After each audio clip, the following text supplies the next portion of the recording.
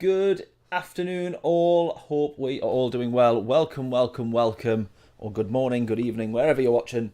Hope we're all doing well. We have got ourselves a full day at the Nurburgring. It doesn't get much better than that. And I've only just realised, I thought the manufacturers, I'm sure I remember reading it saying that it was the Nurburgring GP. And then when I've came on today, I noticed it's actually the endurance layout. So we have Nordschleifer all day. It doesn't get much better than that. For the purpose of practicing and hoping to get the best results, we're going to stay probably in the NSX all day. Even though we did really struggle with that car the first time round at the start of the week. So we'll see how we get on. It may be good, it may be not. We're going to do manufacturers, of course, we're with Honda. So we're going to be in the NSX. We've got qualifying to do with that. We're going to get straight out onto track. No pit stops, no nothing that we have to think about. Which is very similar to the current Daily Race C. So I'm not too sure what we're going to think of this, or what we're going to make of it, or anything like that. But we've got not that turn 2, but this turn 2. This is the thing that's going to slightly mess us up between the races. I guarantee I'm going to take the wrong turn on one of these races between the Daily Race and the manufacturers.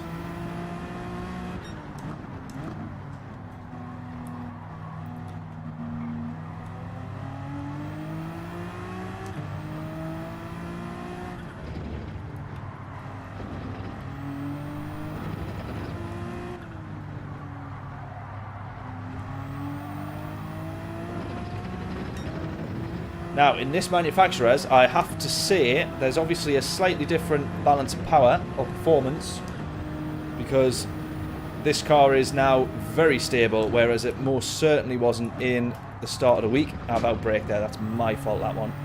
Driver stupidity, that one.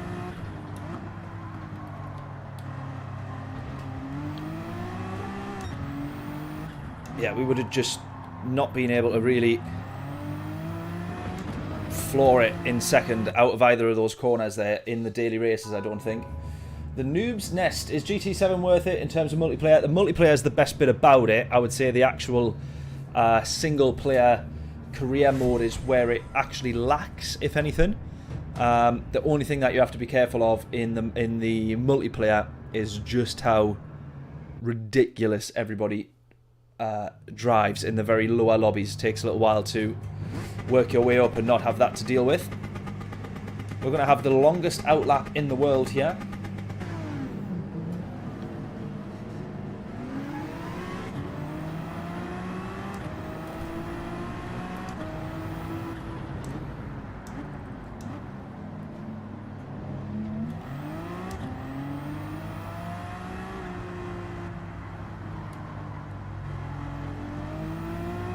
This is the only painful thing about this, going to be the only painful thing about this manufacturer's round.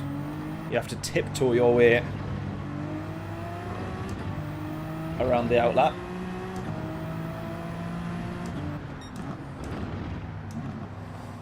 Expensive in your country, around 4K. What's that currency?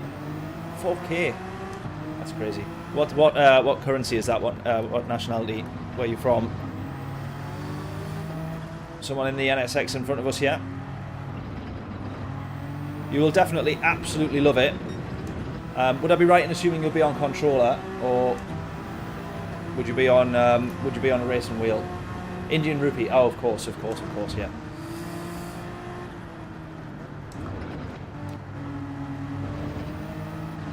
Unless the other thing you could do is purchase one of the cheaper games, one of the earlier games, which is GT Sport, but that won't have the multiplayer. That's no longer supported. But if you wanted to try the game, that's probably a good idea. It's very similar to Gran Turismo 7. There wasn't that much changed on Gran Turismo 7.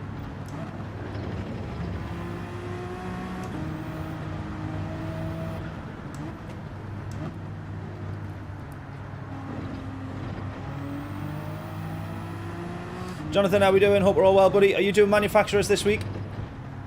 You got to do, mate. It's Nurburgring.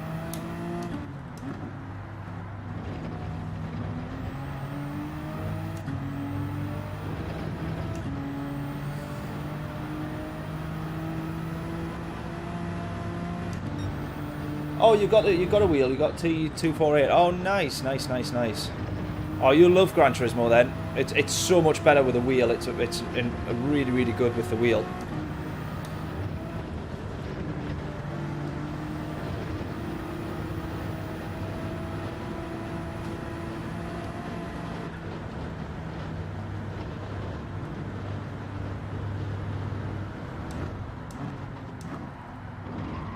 Oh.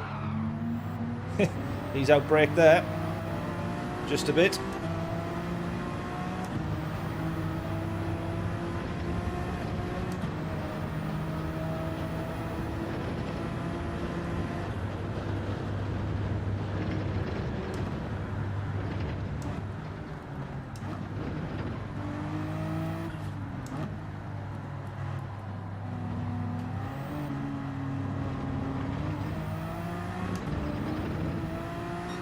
Jim, how are we doing? Hope we're all good.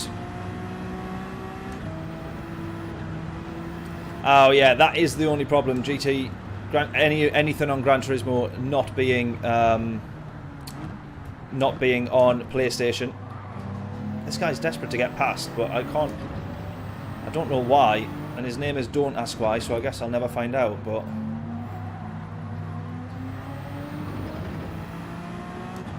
Xenophon, hope we're all well.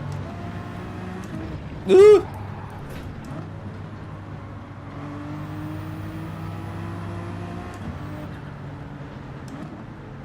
Daily Race C's destroyed your DR. Yeah, I think it has done everybody's. We've only had a couple of good results.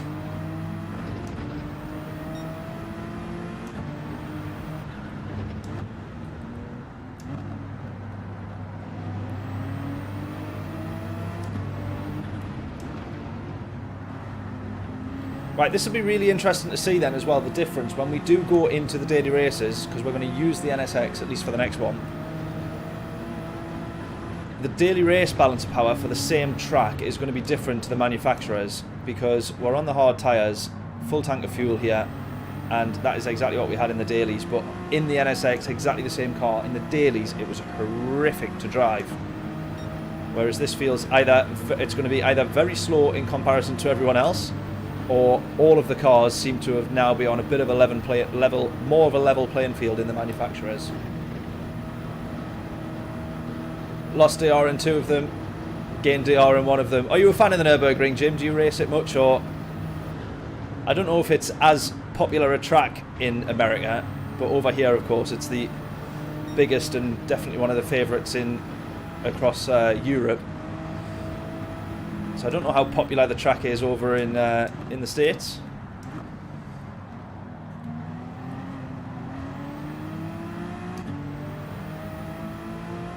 You love it. Good stuff. Good man.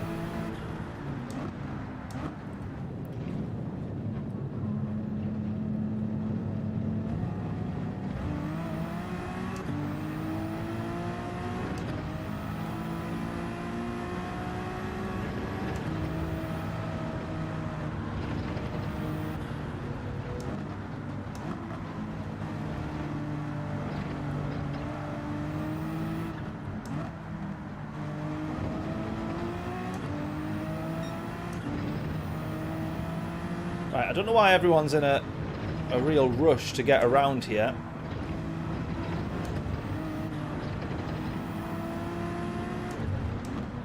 It's not like you can start your lap again if it goes wrong.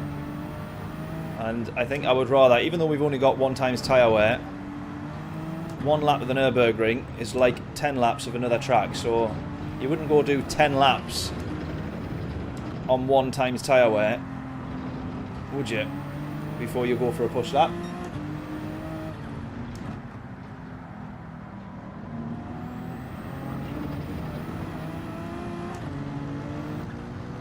I'll let this guy pass though.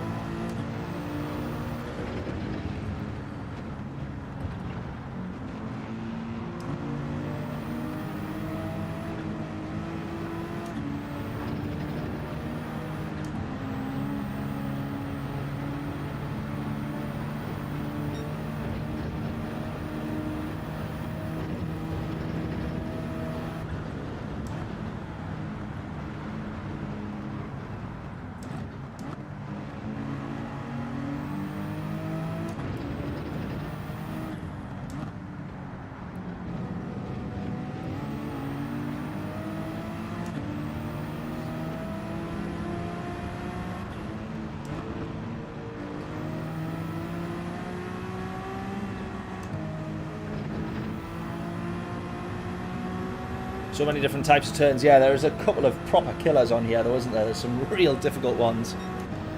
But I love the track. I absolutely love the track.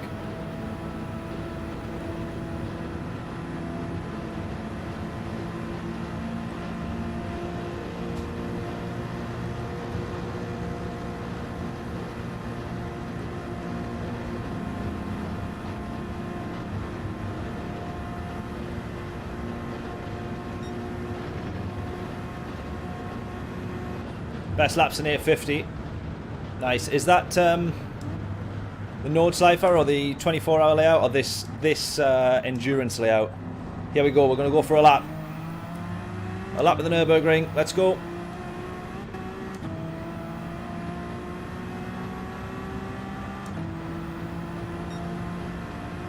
Yeah, Nurburgring again.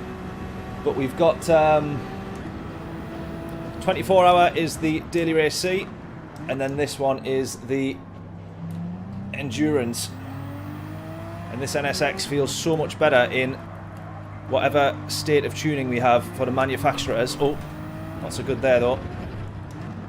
That's more me being an idiot rather than anything else though. Here we go.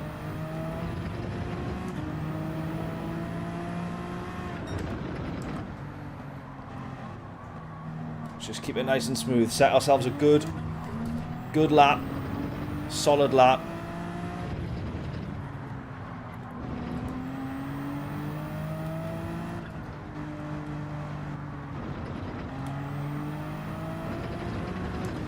Just on the gravel a little bit there.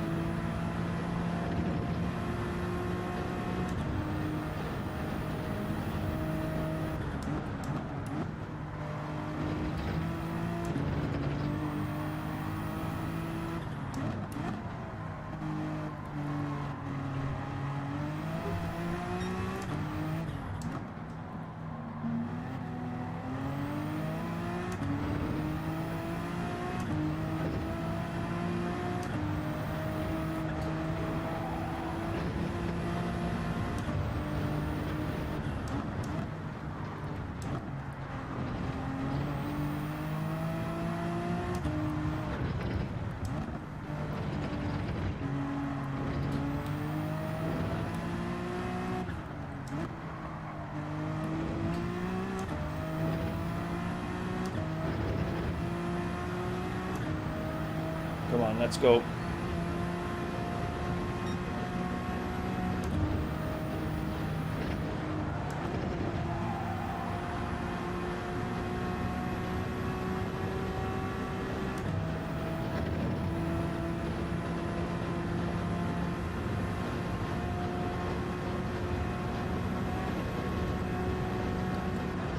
Yeah, I don't know how you... Well, you've got a good understanding, I think, anyways, Jim, don't you? But I barely have the patience to learn or understand the tuning on here, and that's bad enough for me. ACC is another level of detail on the tuning. It's absolutely tremendous.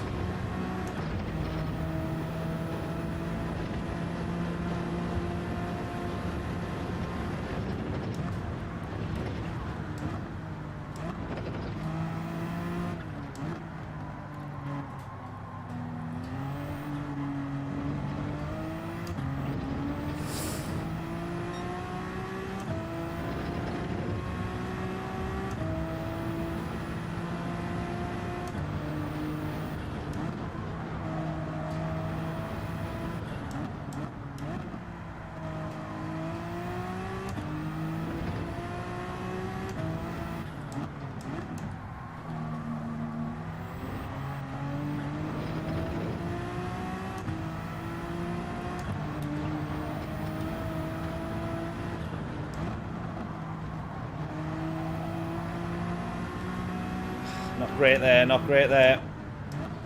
This car feels so much better now though than it does on the daily races. I know I keep saying it, but honestly the difference is so much better. You'd be sliding all over there.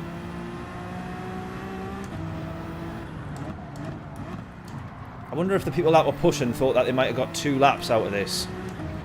I don't think that you would do though, surely not. So you just couldn't push like that in the daily races balance of power. BOP settings.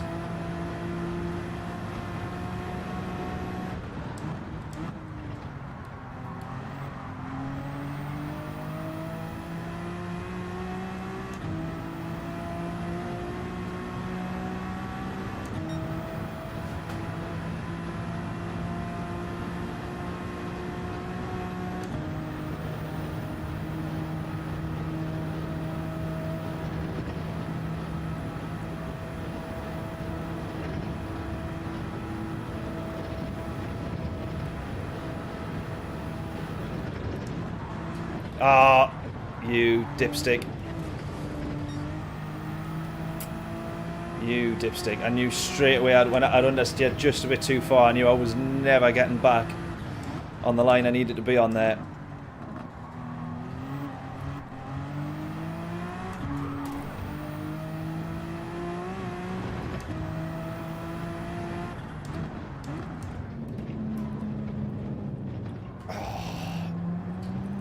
Come on. Come on.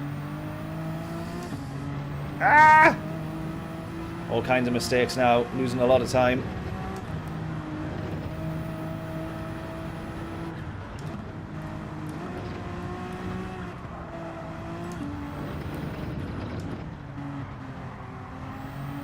Wonder how many actual laps we're going to get. I suspect it's probably only going to be 4 laps.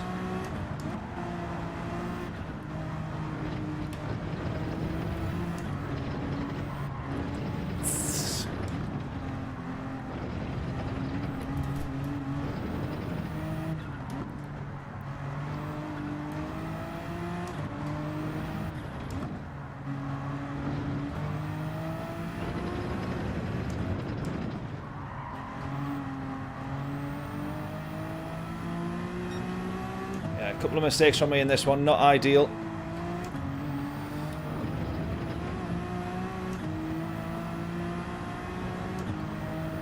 Otherwise, it's not been the worst lap.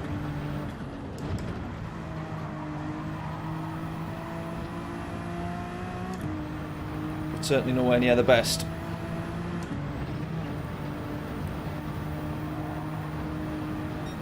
Flat out through here, snake and section. Great piece of track this.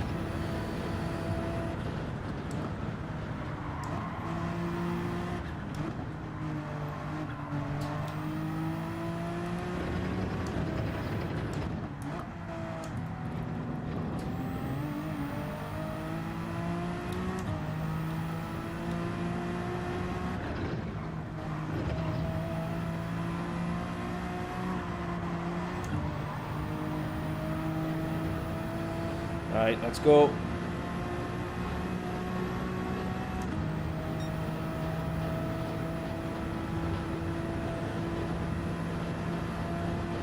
Yeah, not much tuning to be done on the daily races. I do quite like that though, because people who have a really good understanding, I mean, away they go and then you're sort of left without much clue at the back. So because I'm not very good at it, I appreciate that they do keep it simple on the dailies. Alright, some people setting sub 8-minute laps already here. I don't know, I don't think we'll cross the line in the next 15 seconds. Can't really see it. Or hopefully not too much over an 8-minute lap.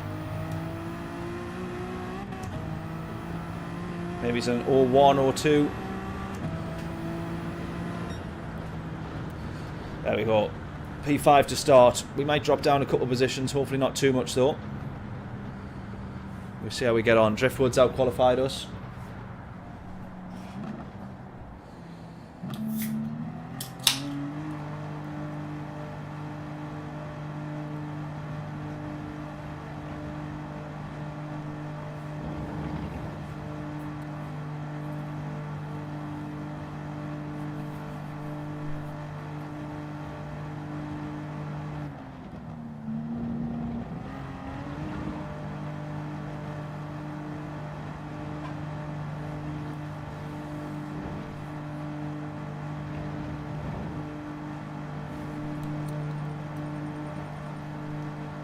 Few people running, one more in the NSX. Worst we're going to do here is start P10. It's still P7 at the moment. Next person crosses the line, 43 seconds off the pace.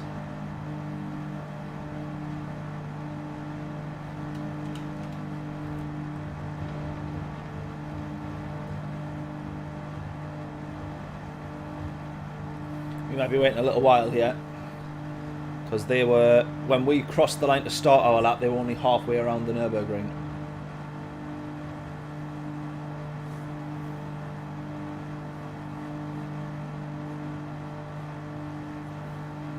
Yeah, decent lap overall. Definitely lost a couple of seconds, I would say, with those offs.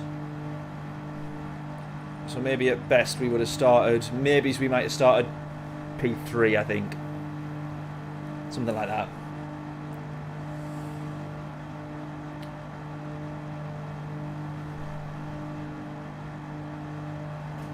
How do I say that name? Asking me if I'm watching the football today. Kush Vekaria? Is that how I say that? Or Vekaria? How do I say that name? Please let me know. Watching the football today, I do not even know who's playing. I've been so focused on the F1 that I do not even know. I think Newcastle, is it? It's not. Is it Cup weekend this weekend or is it next? I think Carabao Cup this weekend, isn't it?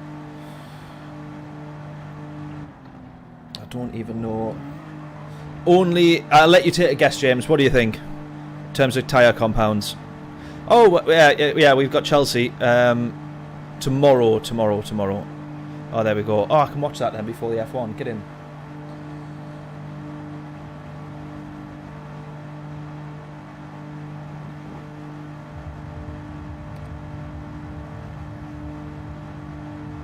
Vicaria. There we go. Vicaria, if you're a Geordie. That'll do. Good stuff.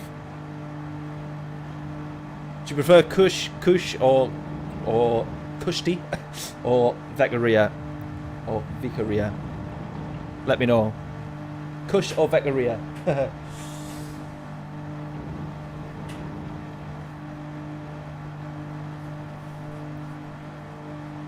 Oh, Ocon with a knackered engine, is that? That's no good. Lyle, how we doing? P12 for you and the manufacturers. Good stuff. Are you in this one? Oh no, thought you meant in this lobby. Kush is fine, that'll do. Lovely stuff. Magic. Whereabouts are you from? Yeah, Lyle, are you doing... yeah, you're doing manufacturers, sorry. You're in a different lobby. Best of luck to you, buddy.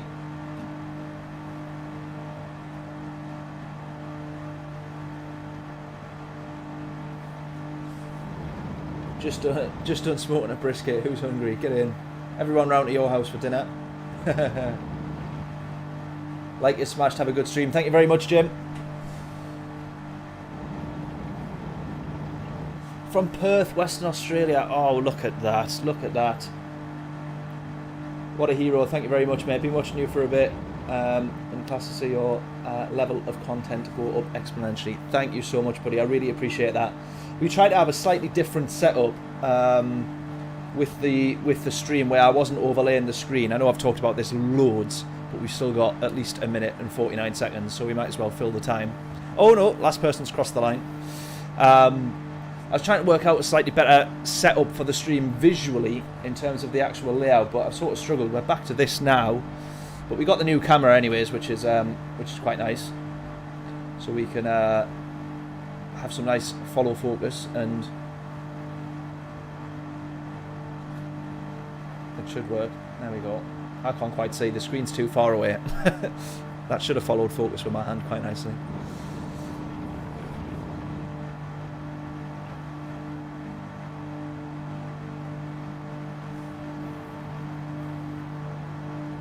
Yeah, Driftwood, good luck to you as well, buddy. P5, you out-qualified me. Git. Yeah, I just pray we have a good lobby. Fingers crossed. I hope that the manufacturers are... When people do the manufacturers, I feel like they should be as sad as me and take it as seriously as me. But not a lot of them do. So we've only got the top 4 are the ones who managed to get a sub 8-minute lap. Mighty impressive.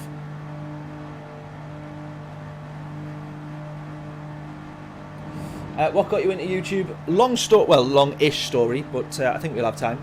It was actually during COVID, so I was into motorsports. I could never watch F1, but I loved British touring cars, so that was the first sort of motorsport that I was really properly watching and following. But I could never get away with F1 fully. I didn't quite understand it.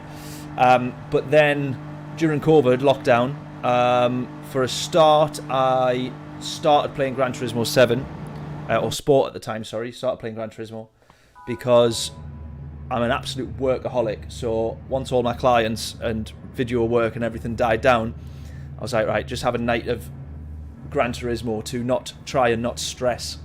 And so I was on Gran Turismo for ages, for weeks and weeks and weeks during COVID. And then I was like, if I actually want to spend more time on this, I have to do something productive with it. So I thought I'll set up a YouTube channel and call that work, and then that'll force me to do work that isn't work because it's actually fun, and less time on actual boring, stressful work, and then work-life balance, except it's work/fun work balance. So that was why I set the YouTube stuff up, but started, I don't know how it came up as a suggested video, YouTube, like Super GT stuff, and Basic Ollie was another one as well. So the two of them were probably what made me think, oh, like the live stream side of stuff as well, and all that kind of thing. But it takes a long time to try and build it up. We've been going like 4 years now and only just hit 2,000 subscribers. I tell you who I did see actually, Max Power, who we see in the lobbies all the time. He's like on 4,000 subscribers with 10% of the amount of videos that I've done, but his videos are just so much better overall. Like some of the glitches and stuff that you just don't know exist in Gran Turismo, he's managed to find them and done them as YouTube shorts and stuff. Really, really good, good channel, good stuff there. But yeah,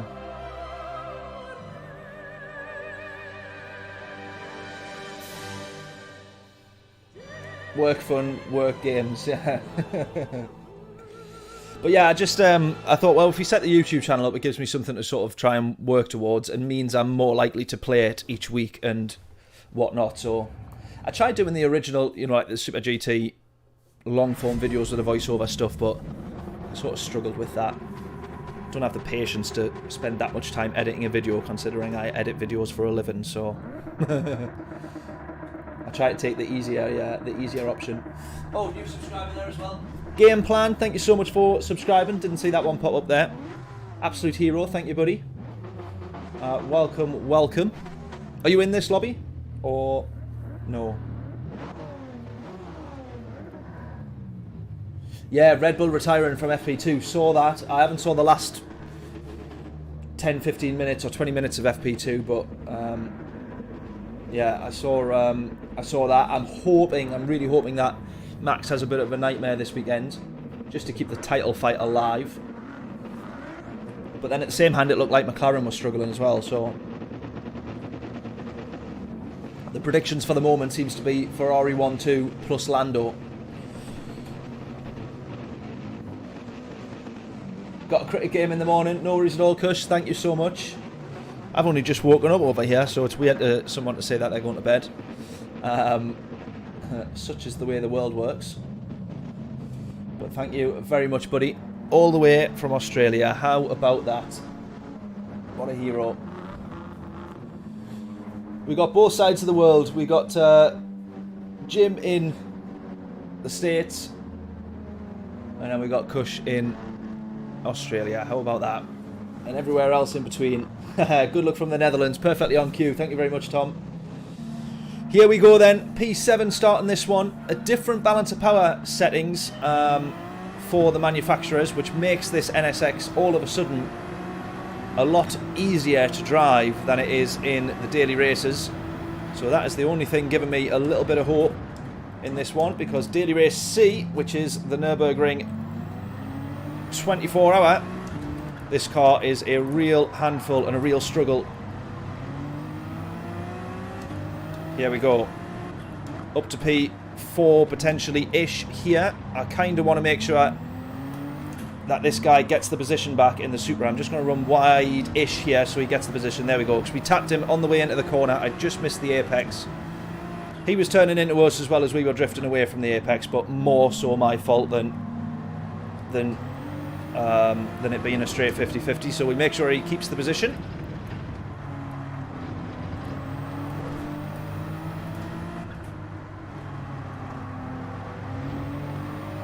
My theory being, if we put some positive, fair energy into the race in here, that the rest of the lobby will follow. But we'll wait and see for that one.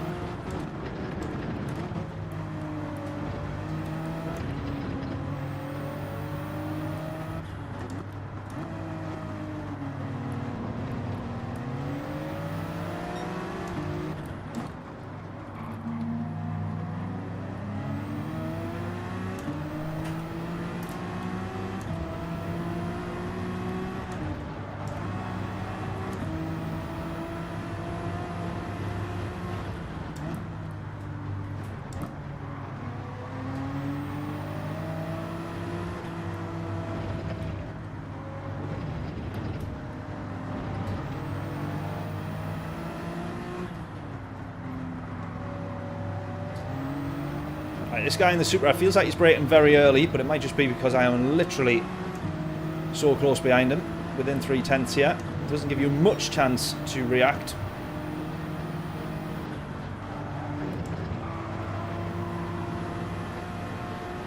In the slipstream here as well. This is where we're about to find out the difference in these cars. As much as the NSX feels like it's easier to handle, it's clearly because it's running less power, so hopefully the rest of the cars are the same. Almost running very wide and making that go very wrong there. Going to keep our foot down here, try not to run wide like we did earlier in the week in the Ford GT and caused all the carnage that followed.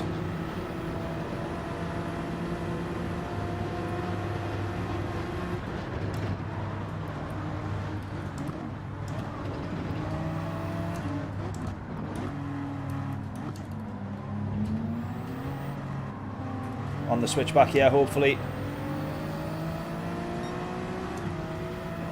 No.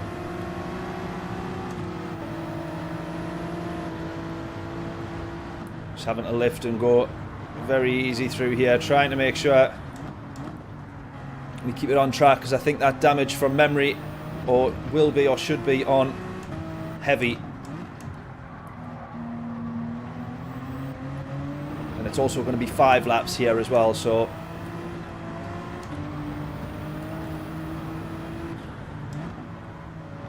it's a long race.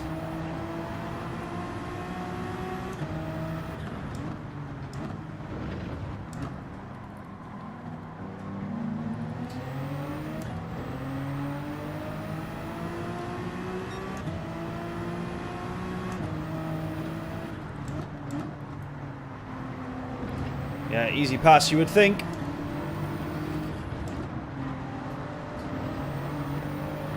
Here we go, maybe here.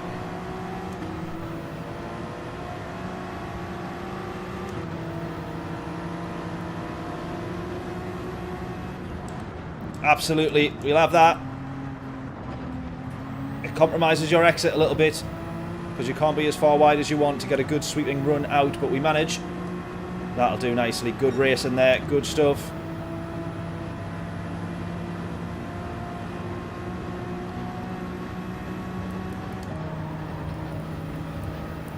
I seen that he was just going to the inside. It was fairly late that I spotted him, so I just jumped back across out of the way there.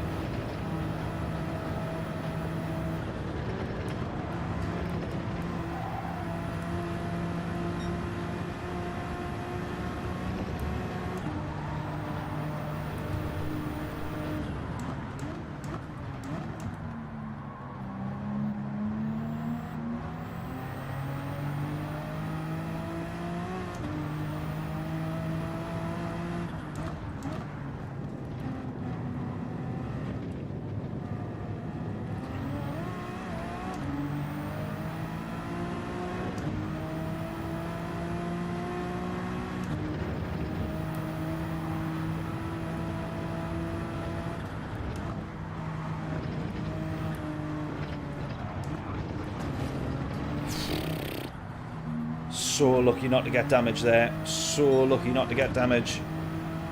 Unless they've turned it off for this race, which wouldn't surprise me as well, I'll be honest.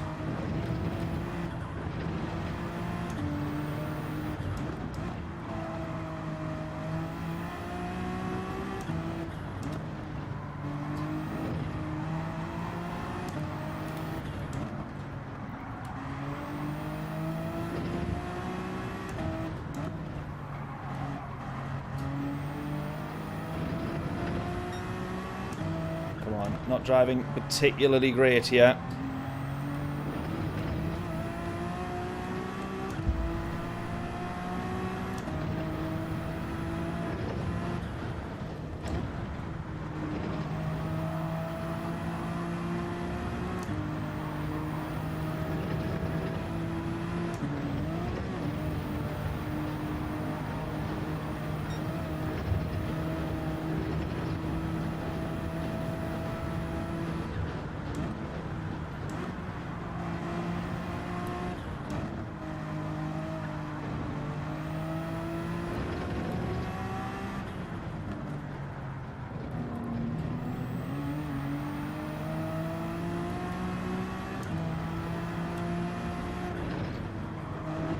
Oh.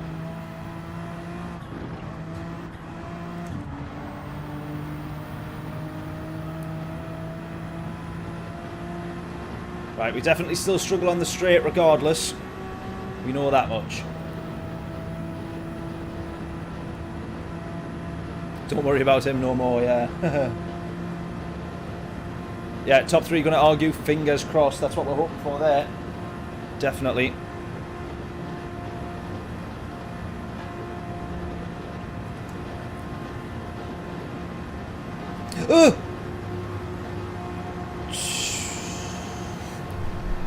Did not see him at all there.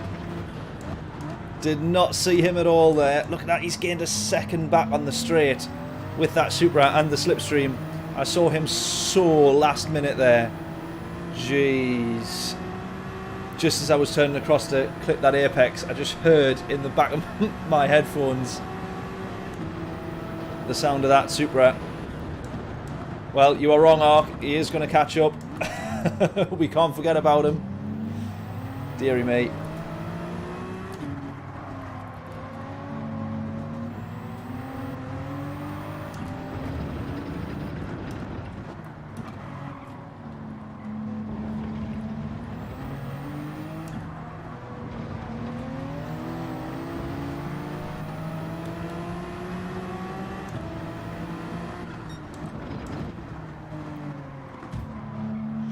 Sorry.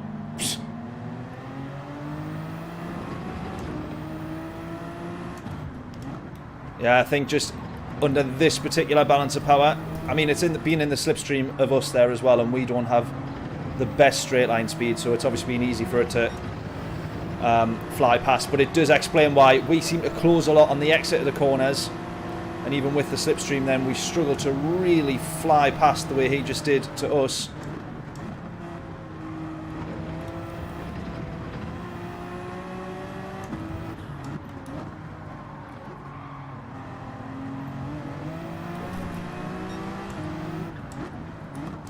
I thought about it. I thought about it.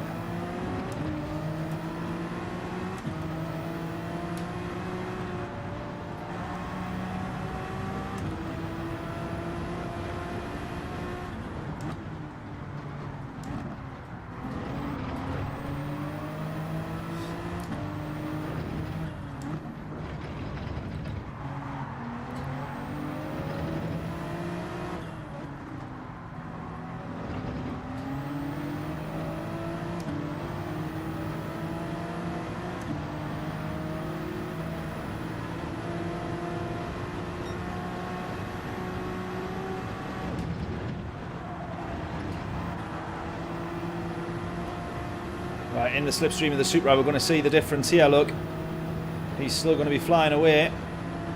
Still flying, even us in the slipstream. We're really struggling to catch up there.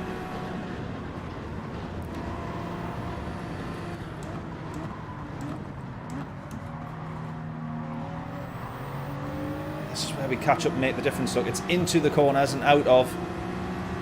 And then as soon as we're level,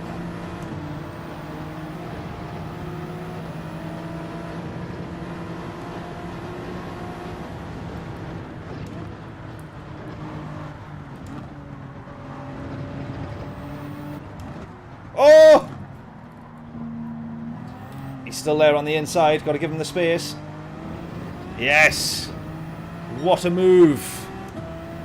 Right, yet again, we're now defending against the Supra here.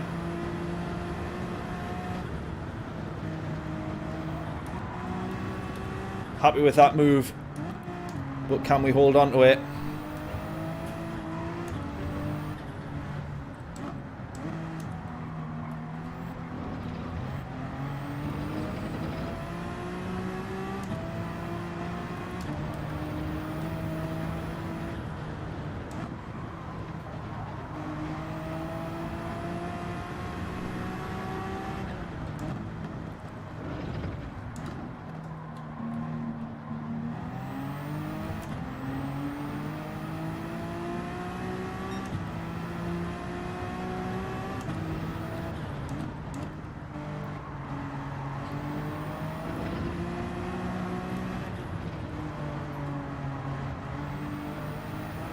don't think he was expecting us to go for the move on that one. Neither was I, really. I just very last second spotted the chance, knowing that we were going to be braking a little bit later or taking a slightly different line.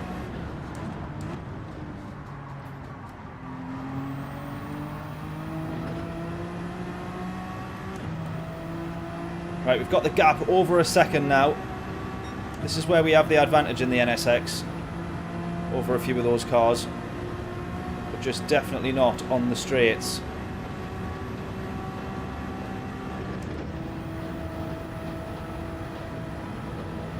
By the end of this race, the car won't be on about half a tank of fuel, I think. Maybe less.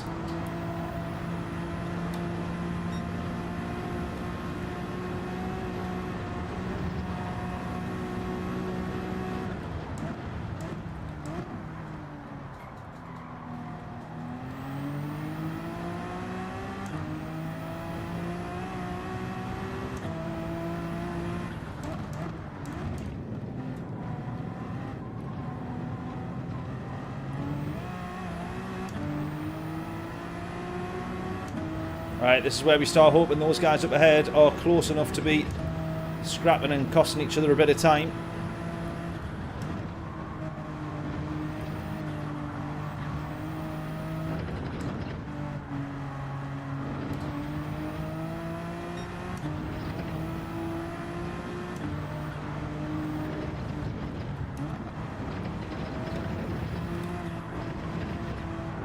Woohoo!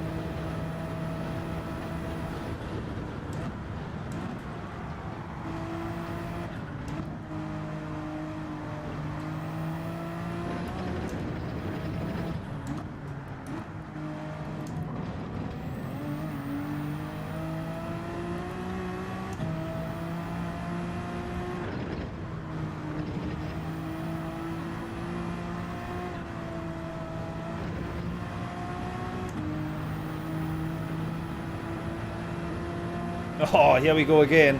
6/10 behind.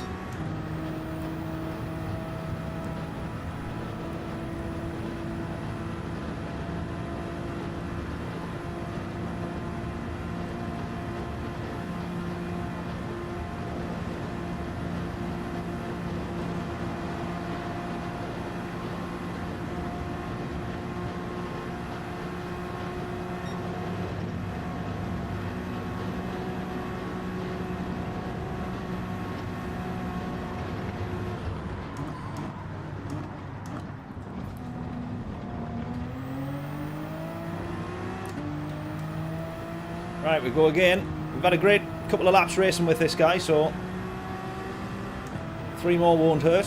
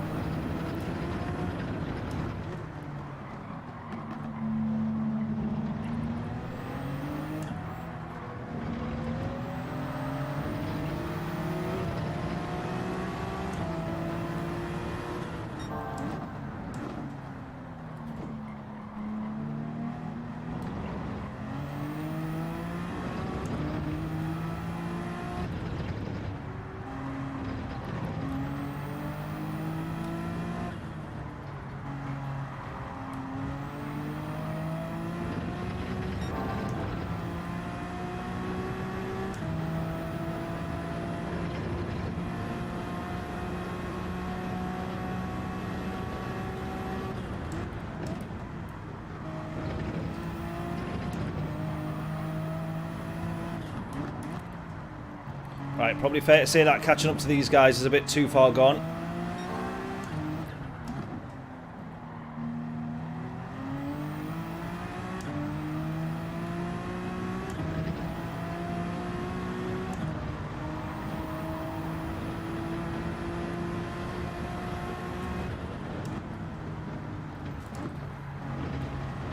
Unless they just have one or two mistakes. Now, no matter how quick you are at the Nurburgring, you can always make a mistake and it punishes you like no tomorrow. So, and often the quicker you are, the more time you lose. 5 seconds to the car in front, that's the podium, which is what we're after if we can.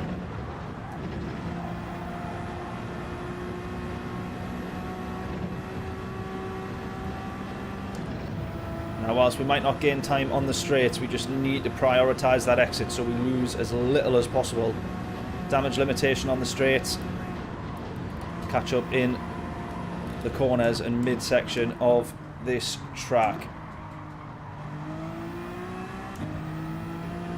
5.1 is the gap.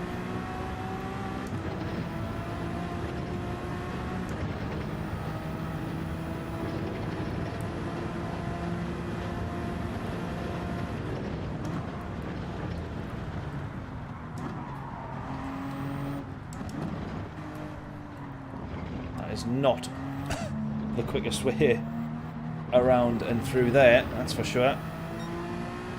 Still being quicker than the podium though. Gap down to 5 seconds, 10.5 gains.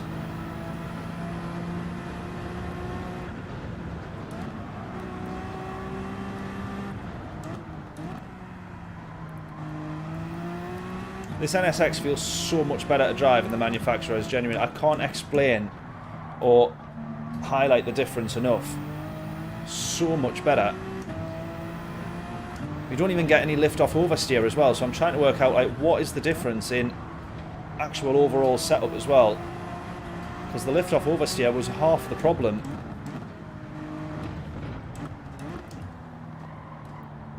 In the daily race BOP settings.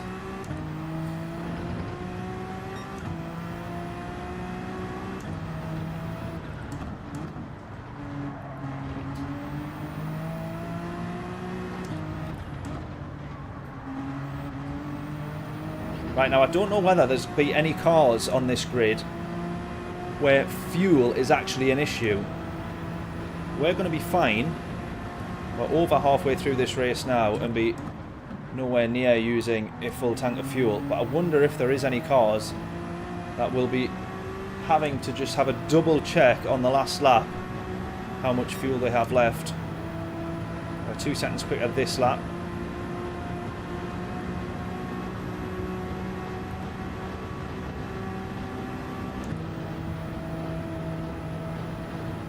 The gap to Lewis, or Luis, or Louis, now is the point where I think we don't have to think about him, hopefully. 4.7 to the podium now, 3/10 gained.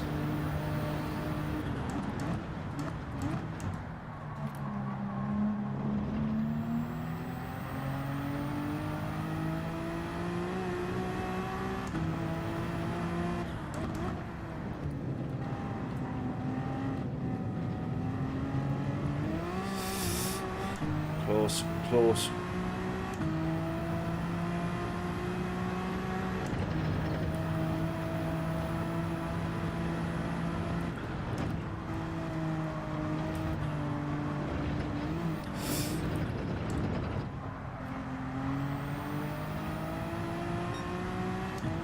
.5.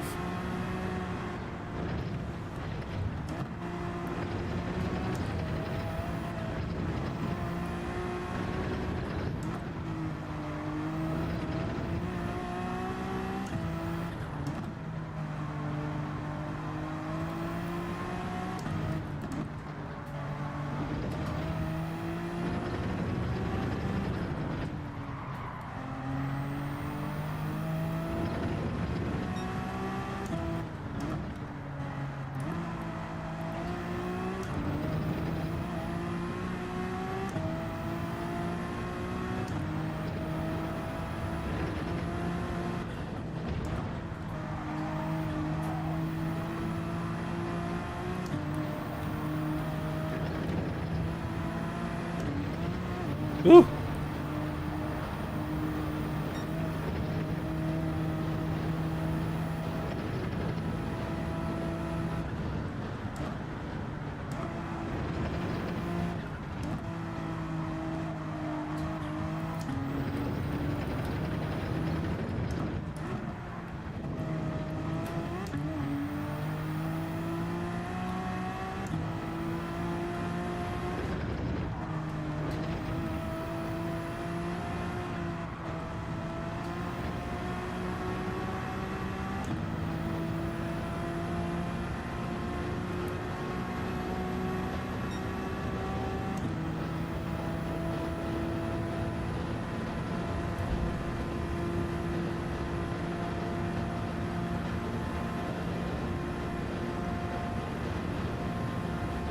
Oh, I think the Brit here, Spud Gun has served a penalty, so we're closing in quite a bit here. Don't ask why he's now got in front of him. So P2 and 3 fairly close to each other now, look.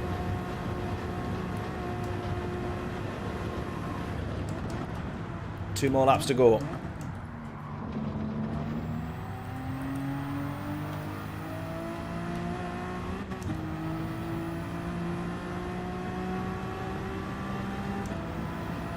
We set a sub 8 minute lap as well.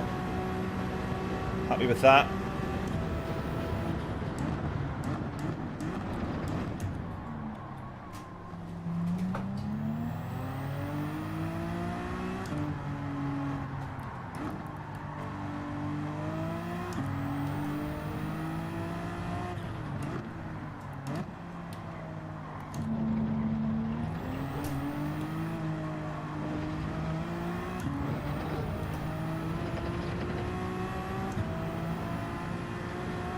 .5 this gap now, come on.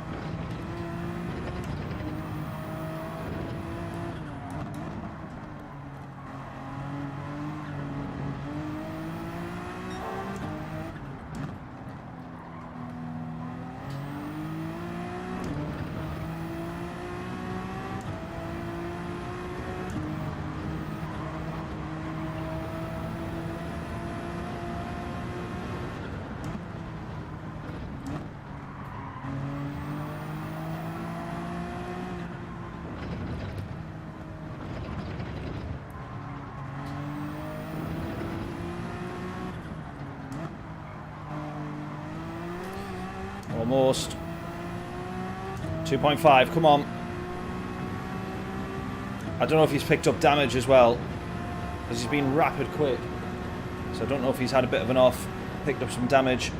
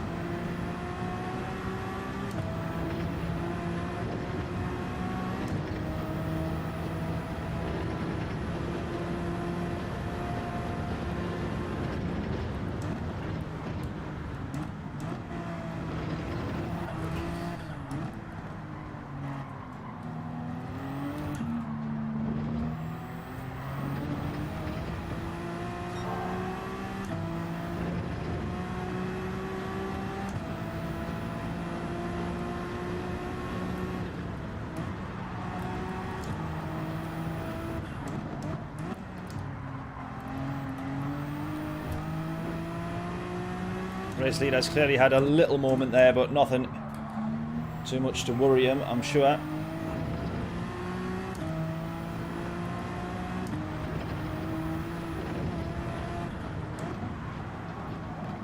just a little bit too wide there. Wanted to be on the power earlier than that. Still closing to these guys though. I think the podium could well be on.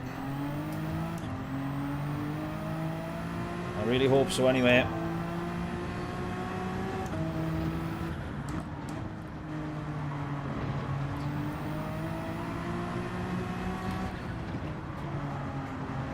Really starting to put a lot of trust in the tyres now, which we could have done with doing that at the start. Predictions in then, what do we reckon? Race leader's 1.2 here. I think he's got the advantage in the straights, although he is in the...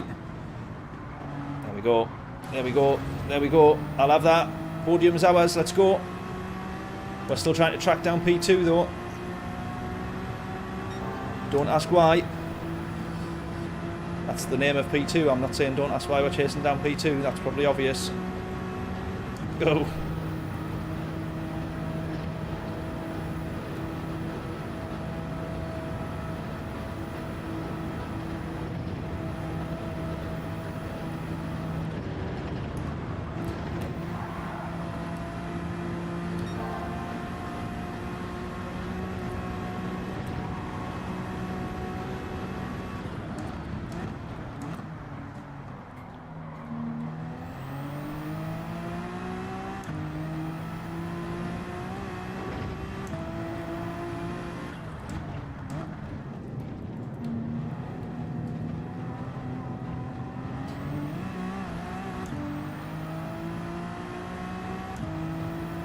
Easy P2, do you reckon? I'd love to think so. Or I'd love to at least put a good fight together for it. This is meant to be my best section of track as far as I'm concerned, and I've not done a very good job there.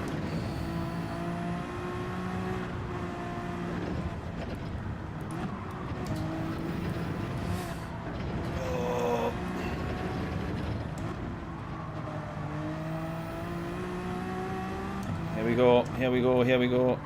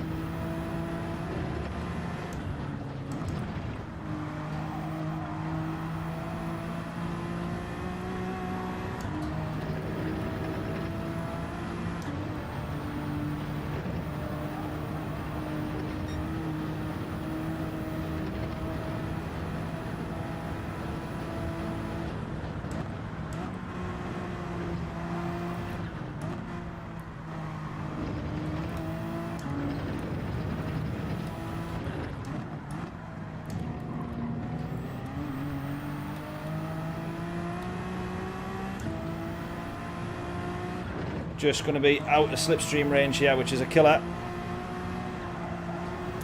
That would have helped us so much. I think we'll just be out of range. Unless we've got the straight line advantage against...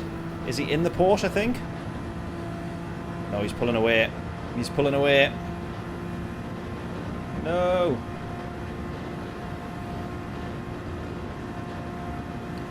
Just keep it together, he's stressing. I hope so. I hope so.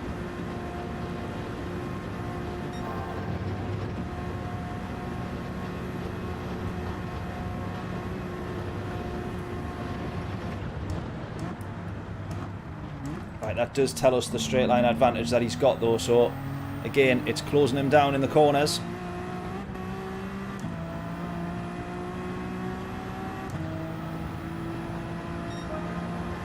Yes, we set fastest lap as well. How about that? We've been quicker than P1 in this lap.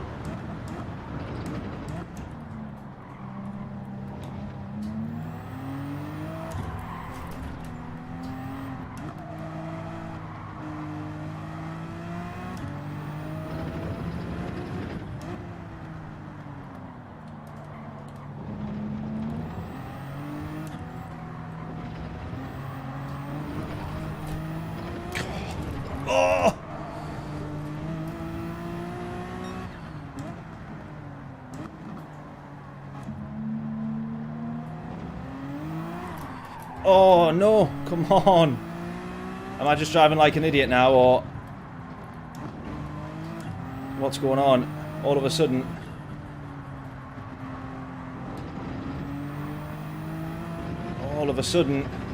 the rear tyres just don't want to grip. 3.9 the gap. I think we've probably just overdone it there.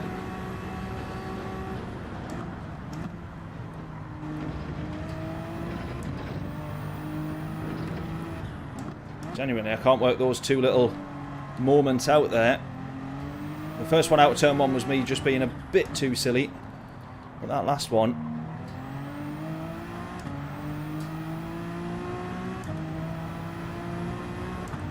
yeah, definitely less weight in the car, of course. No fuel here. Or half a tank now of fuel. But I'd have thought that we would have been okay.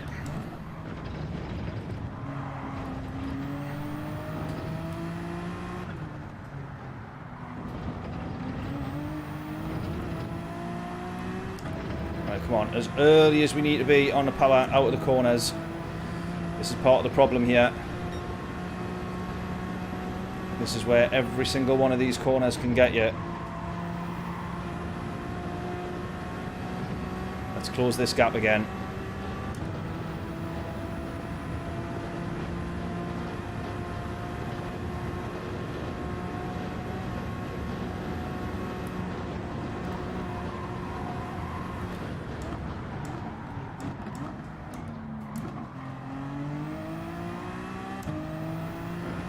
.4, 0.3.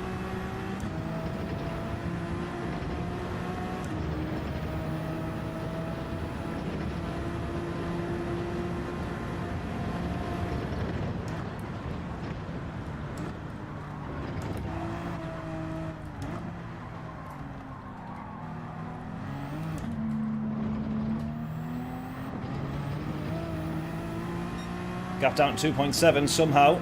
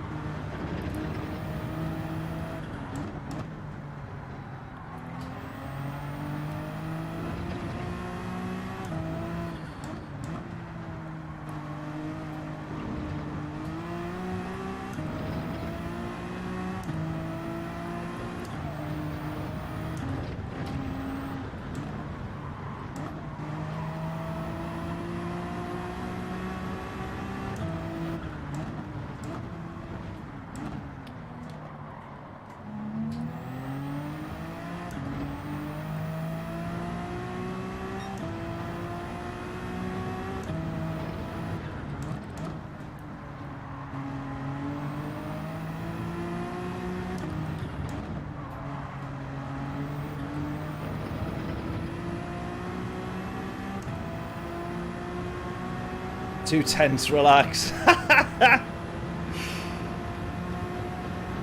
am trying my best to catch up, that's for sure.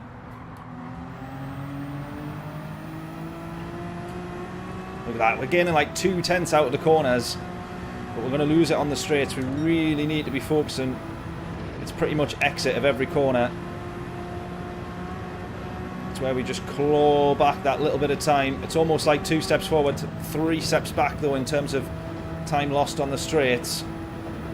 Luckily there's more corners than major straights at the Nurburgring, but we've got to nail every single one of them. That's about as good as that can be.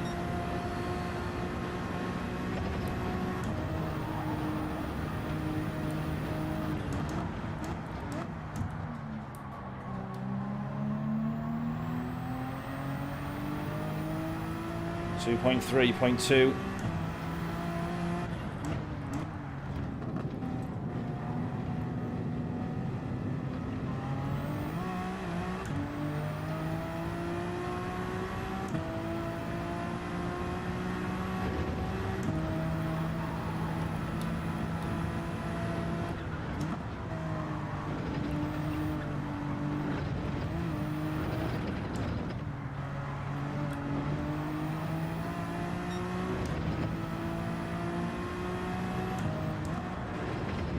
Can we have him within 2 seconds here?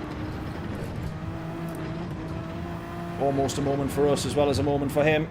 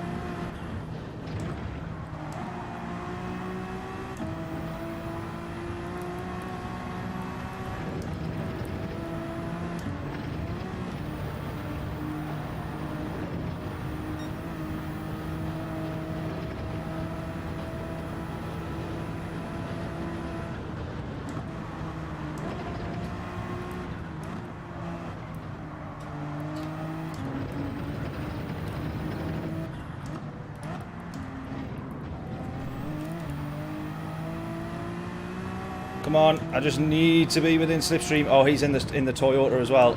So I've got 0 chance then. Along this back straight, I don't think. We're in the slipstream though. We've got the better exit as well.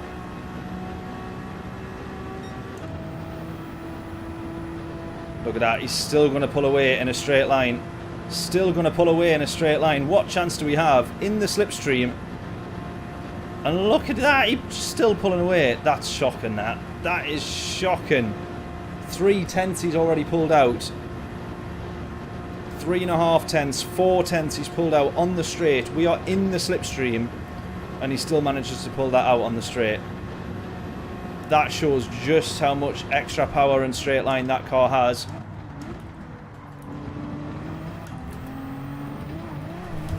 Oh, yeah. Tried too hard at the end, never mind. Still, we take the podium though. We will take the podium. Absolutely unbelievable. I do agree that that instance there does show that the balance of power needs a little bit of work. We're not saying that every car should be absolutely equal, have the same, you know, braking ability, the same weight, the same top line speed. We're not saying it needs that. But if I can be in the slipstream of someone and they still pull away by 4 tenths, I think that's maybe it's just a bit too far. I don't know. But overall, that NSX does feel a lot better to drive, and I prefer it in this setup than I do the setup that we've currently got running on the daily races. Because this car in the dailies, whatever the difference is, I'm not exactly sure, because it's still the Nordschleifer for the most part. The only difference is the 24-hour layout versus the endurance layout. So I don't think that should change the high, medium or slow speed track BOP settings. But whatever they're running in the manufacturers, I do prefer overall, but there's still a couple of outliers in terms of balance of power across the field. This car in the dailies is undrivable, but a lot better in the manufacturers.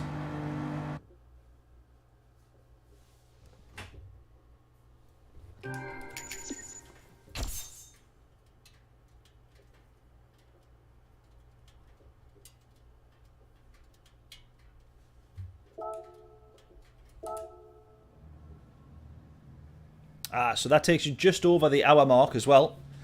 So with that said, we will jump into the daily race C, but we'll do some time trialing. We'll not rush into it though, we'll take our time. So I want to actually have a look here. So with that said, BOP tuning is at as high speed.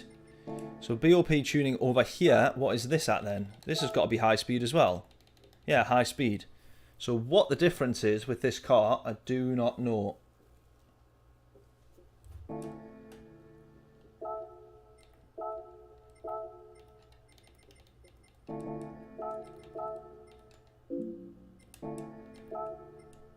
And it's the same tyre setup as well. Right, we'll do 2 laps. We'll jump into the daily race C. We'll try and set a better quali time here. For any new faces, people just tuning in, what we do here is if you guess my lap time correctly, so my quali lap in purple, my fastest lap of this quali session. Free t-shirt is yours from the merch store.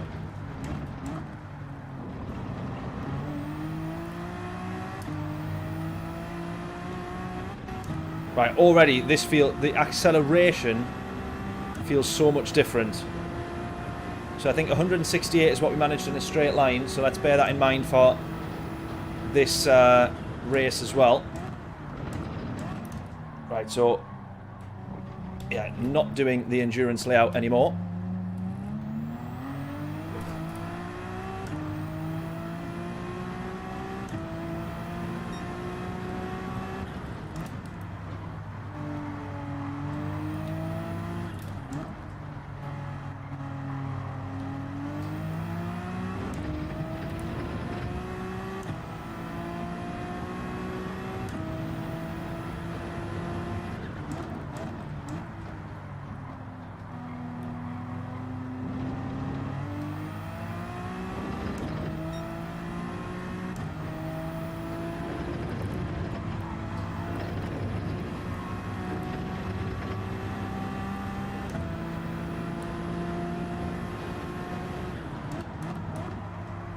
Oh, plonker.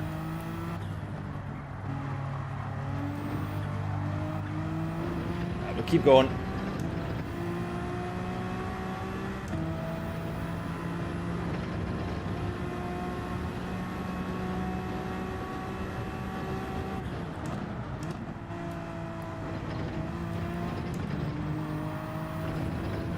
That 758, I'm guessing, James, is not a guess for this one, because this is a slightly longer layout, this. I mean, there's some people that have set 758s, but they're the top times in the entire world, so... I think for me, anything close to a 05, 06 is probably where I'm going to be at, I think. Oh, already messed it all up, though. Oh! Let's treat that as a... This is a practice lap. This is our out lap. Just setting the bar. Right, okay. So I immediately need to set the #1 lap time in the world around here. That is the bar.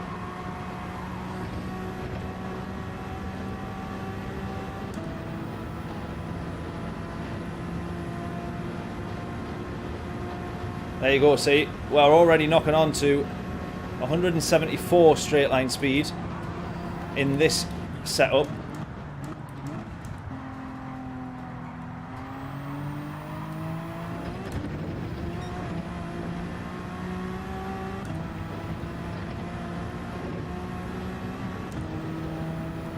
Whereas the other one, we were nowhere near that.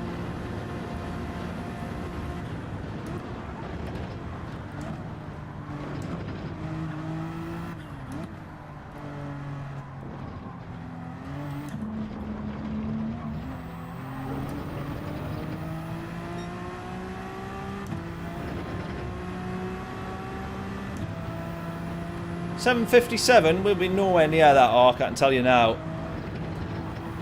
Definitely not. Not in this quali session. And probably not in any quali session. Remember, this is the 24-hour layout, so it's slightly longer track.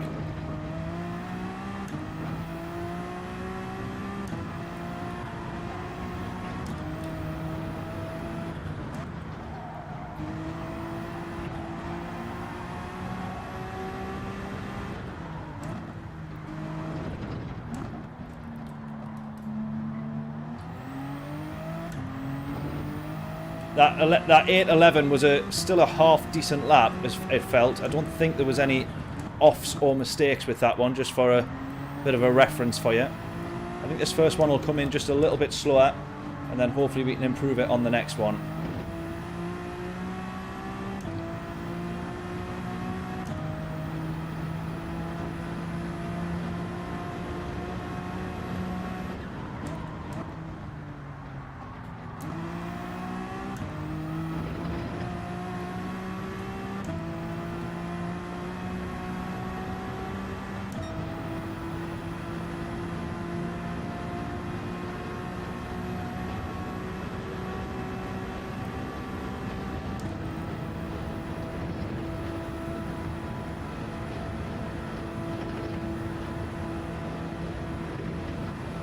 Ugh.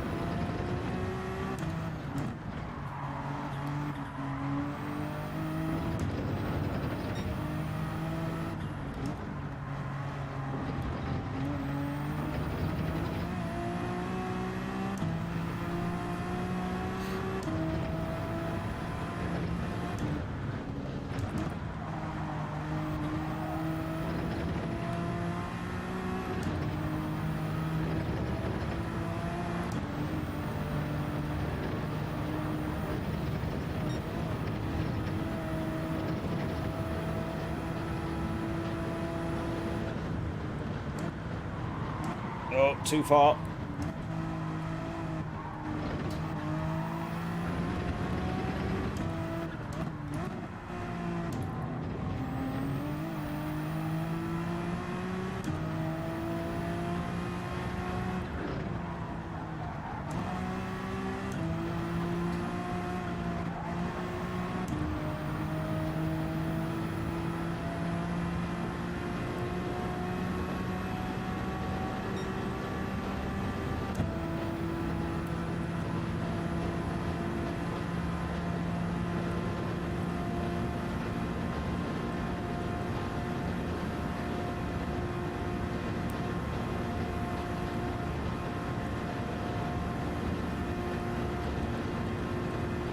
Right, we're going to cross the line here. I don't think we'll be setting a 8.11 clearly. Or beating an 8.11, I don't think.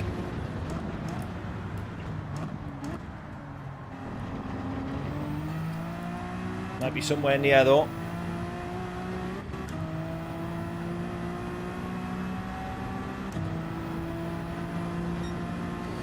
Yeah.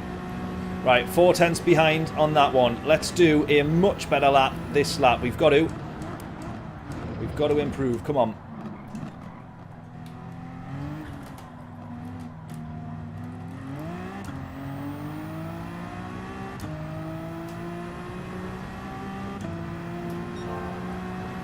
Right, no mistakes in this one.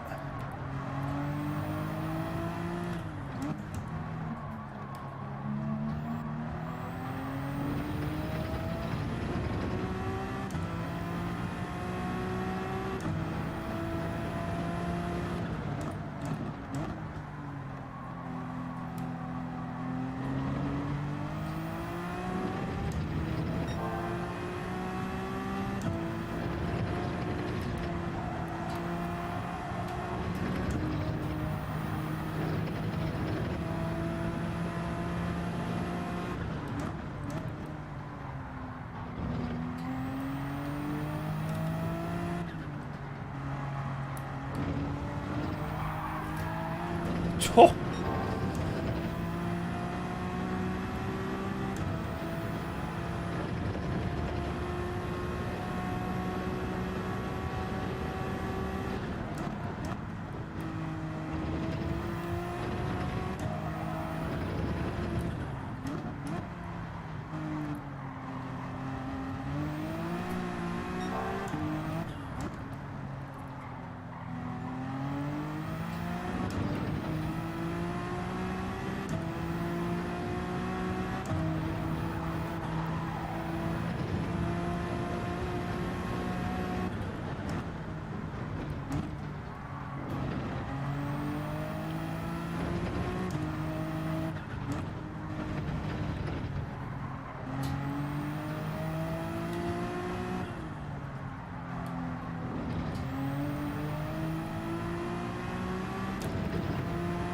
Right, 6.5 tenths up. Get your guesses in.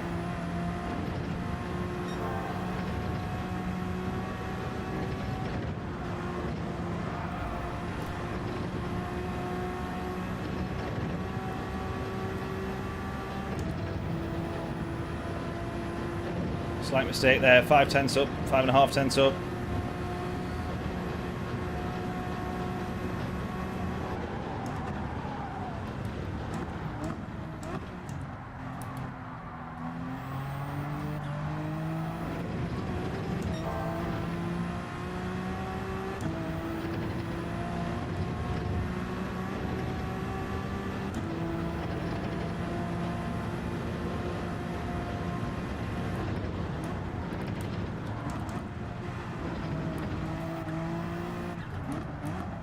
Oh, no. No.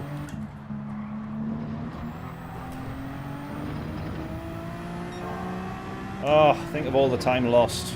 No.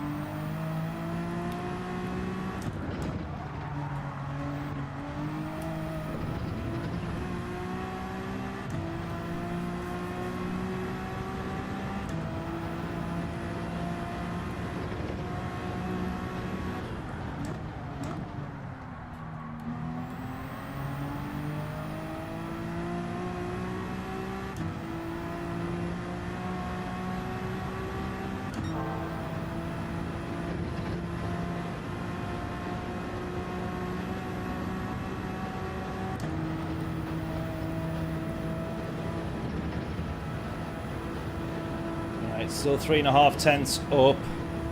It's annoying to think that we've got drawn level, gained another 3.5 tenths when we were already 5 tenths up. No, and we ran wide. Keep your foot in it though, we might as well. Oh no, that's that one gone. That's that lap gone. Bugger.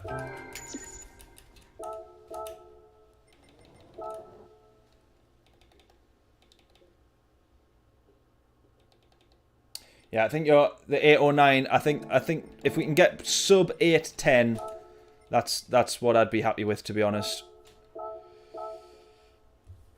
Definitely.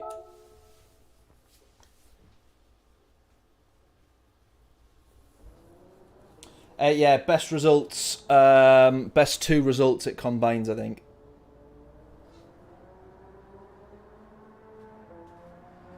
Got rammed in the first corner, did the first race with damage. The whole race with damage. Oh, mate, that's a killer, that. That's a killer. Yeah, we'll be going again, definitely, yeah.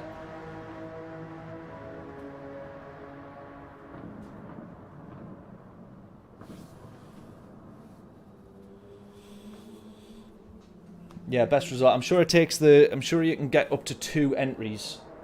I'm not sure. I think that's the case. So it takes the best 2 results.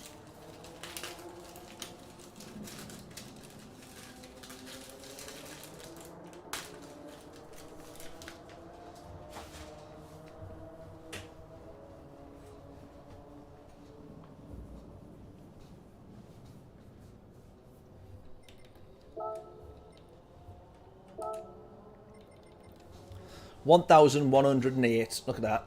There's not many people that's got a sub 8 minute. There's only 10 people got a sub 8 minute lap. Yeah, mate, I agree. No strategy, no pit stops, no nothing. It's a bit better being a longer race. I sort of appreciate it a little bit more. But, yeah, I don't know. Is anyone else finding that their car's different? The setup of their car is different if they've raced the same manufacturer or the same car in manufacturers and dailies? Because our NSX feels totally different.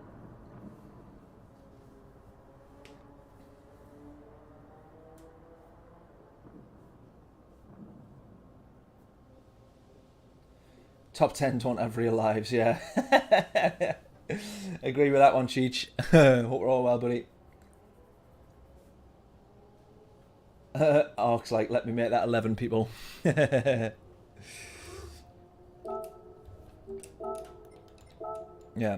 I'd be interested to have a look at this exactly and see whether there's any differences.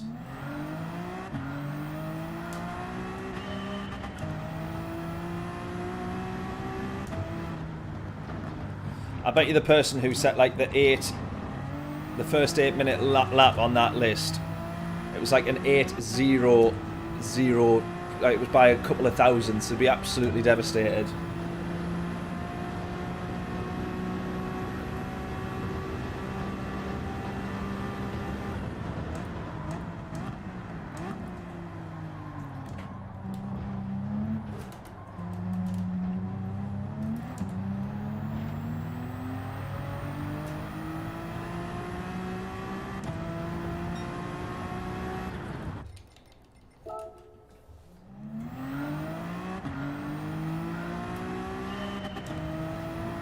Just want to practice that first corner a little bit more because it's a bit of a killer, isn't it?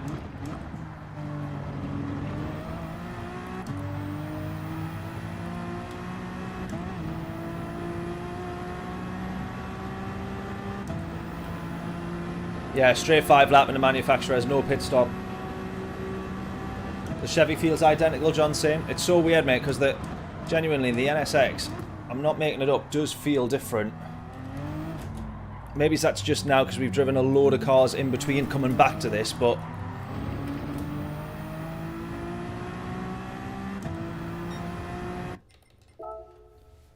yeah, I don't know.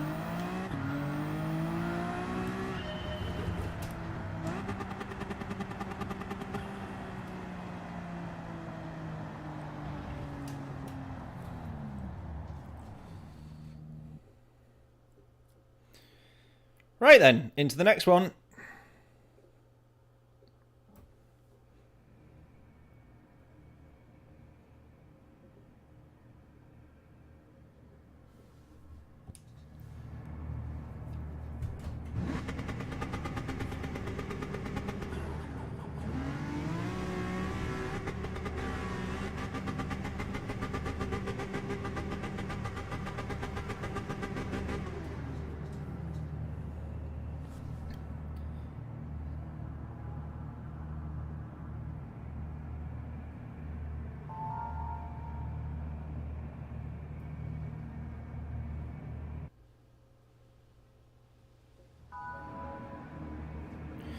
One thing I was trying to work out the other day, I'm just having a look at it on here again because I forgot that I was trying to figure it out.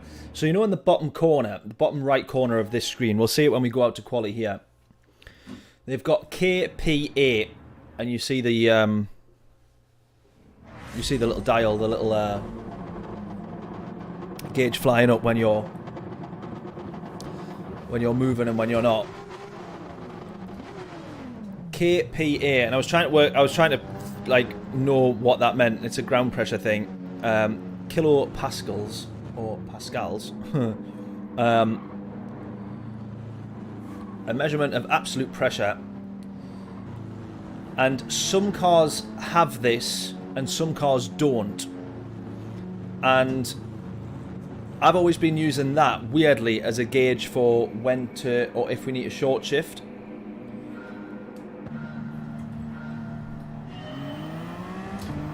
Anyways, right, into this race then. Almost forgot to press record at the start. I'll be honest, I was thinking that we were back into manufacturers and doing qualifying, but we're not. Right, foot down. We're going to have, potentially, we do if we can hold on to it here, P4. He's going to try and go around the outside though. We're going to try and give him the space. We're going to naturally drift fairly wide there.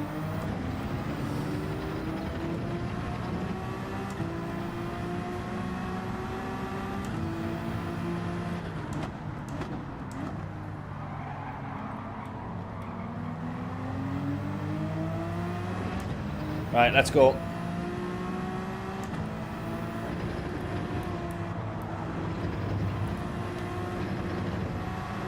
Get P4 back for a start. Oh, he's moved very late there.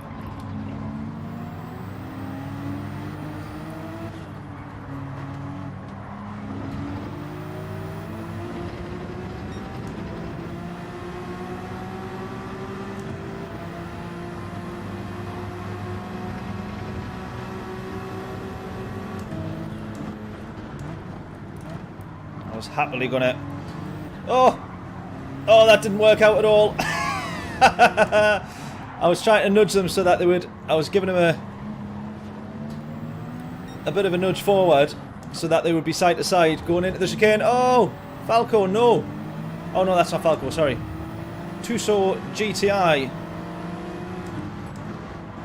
He gets past us fair enough, but he goes straight into the side, or the back of Alex there.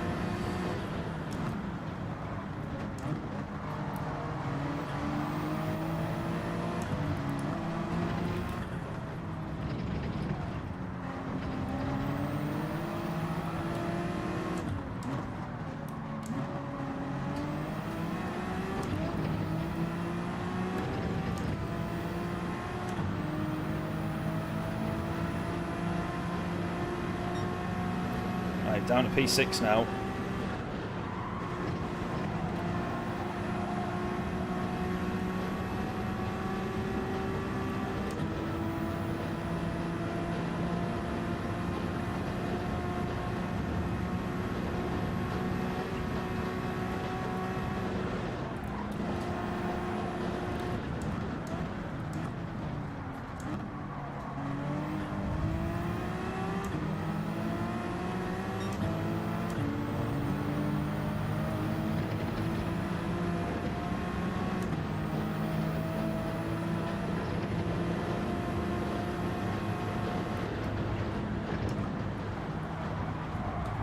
Been hit. I've been hit. I've been hit. I've been hit. I've been hit.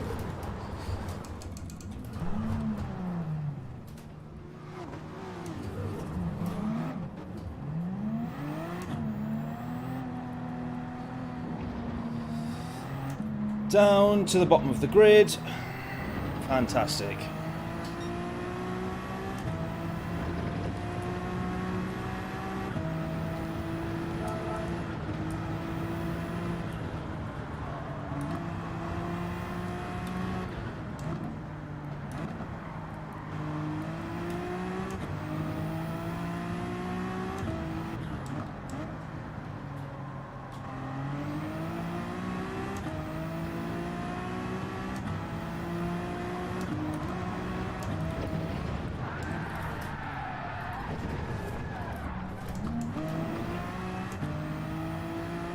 Going to say, if I saved that, what a miracle.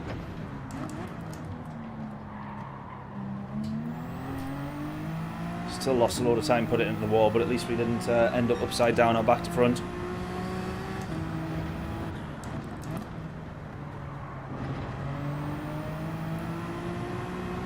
Right, what I want to know is the guy that launched us off, like, where's he at? Where's he at?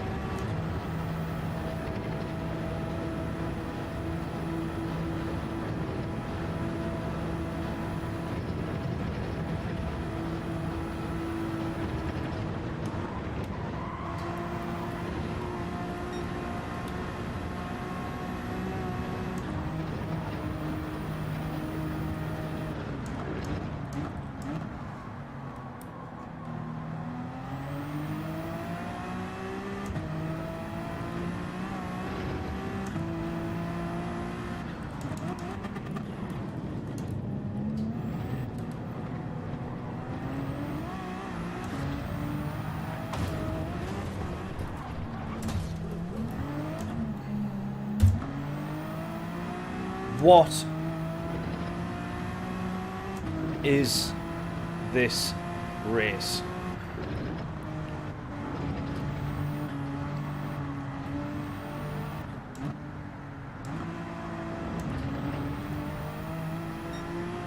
As if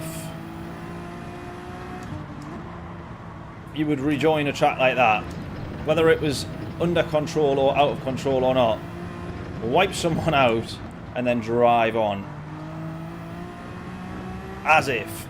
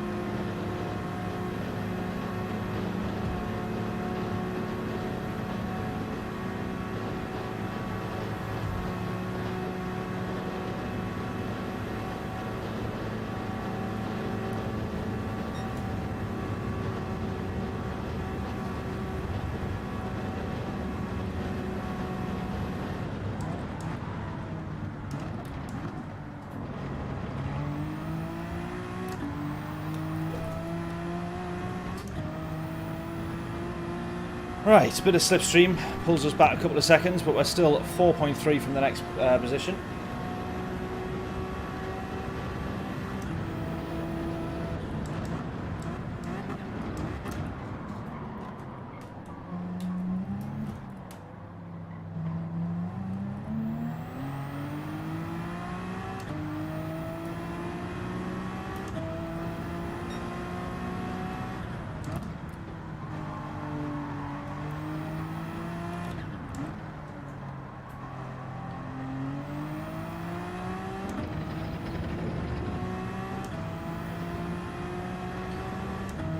I thought you would be with Porsche, James. I could have put money on that. Good car round here, though, the Porsche.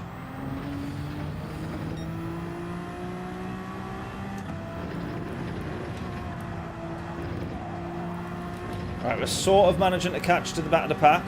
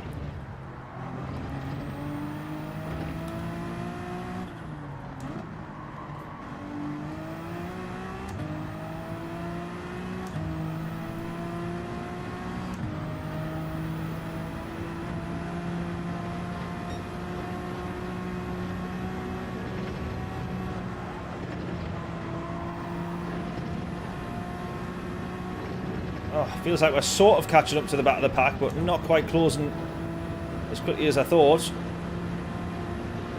Need to get back up into the mix.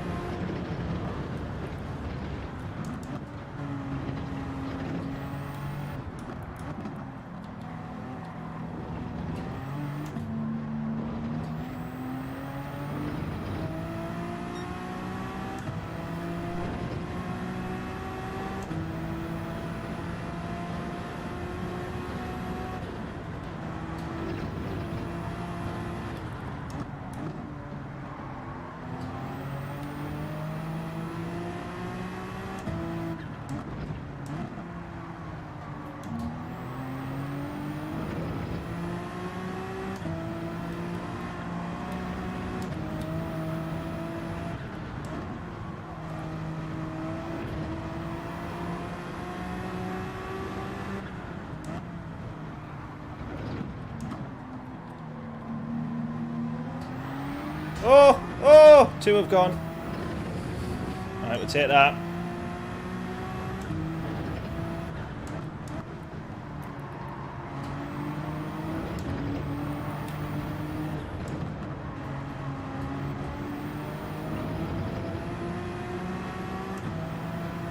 Oh, this is so frustrating because overall we've matched, once we've dropped down, we've been like 20 seconds from the leader. We've matched, if not closed, just a smidge overall to the leader, I think. Obviously, apart from the crashes.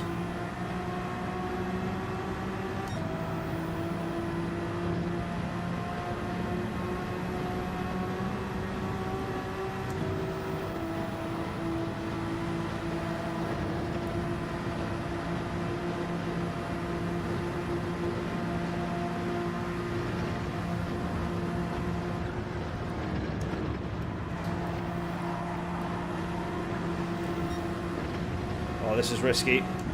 This is risky.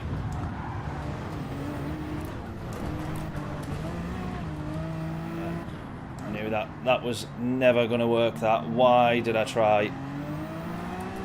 Why did I try? That was just stupid.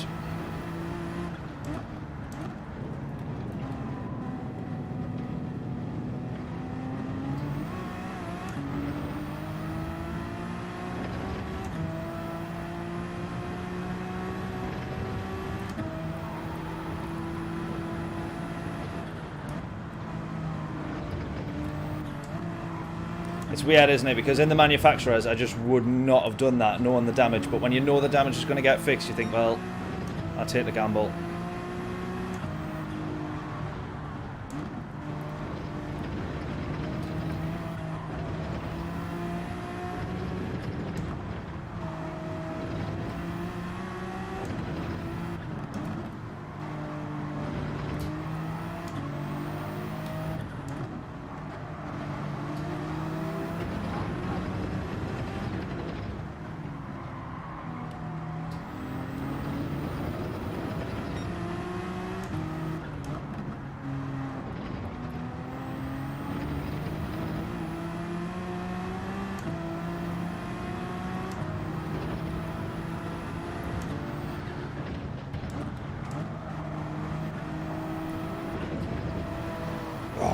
Thought he was going to go unghost there. I'm so glad he didn't.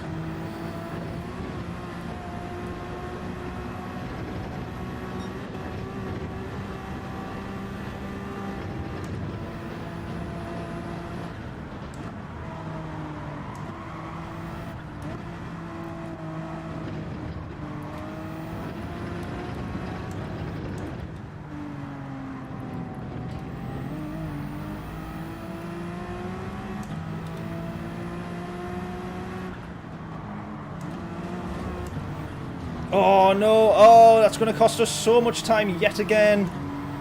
Oh, if there's been something to cost us time in this race, it's happened. Yet another one there. Someone coming back on track. Oh, man.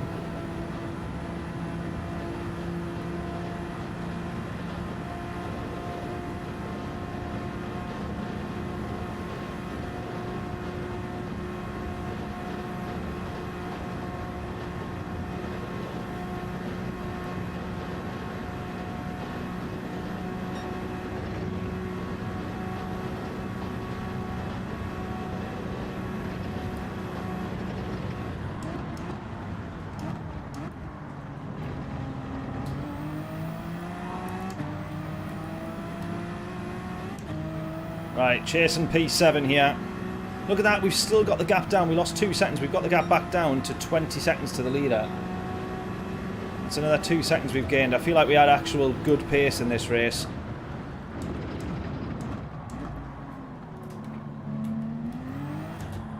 And I'm not driving like a wally like I am now.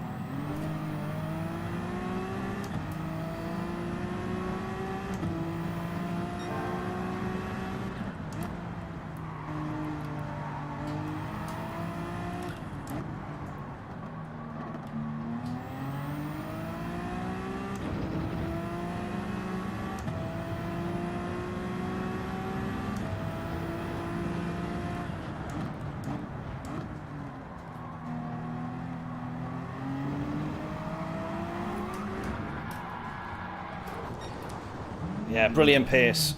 Brilliant pace. Catching up to the lead, I know about that.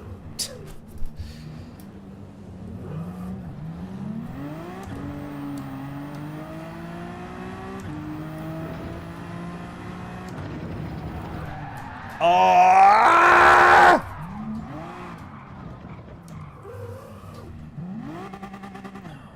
Oh, God, come on.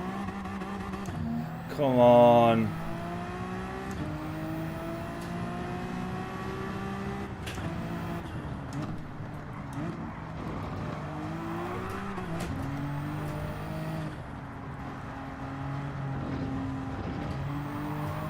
Oh, no!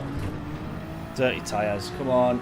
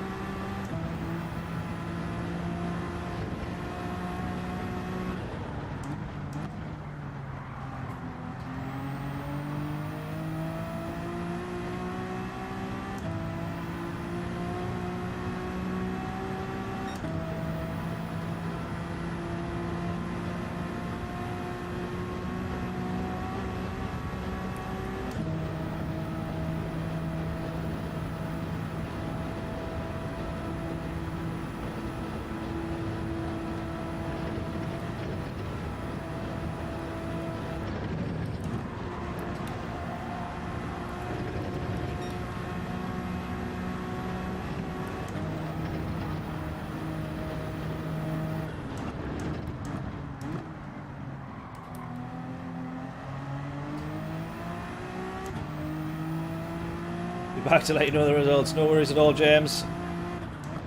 Best of luck.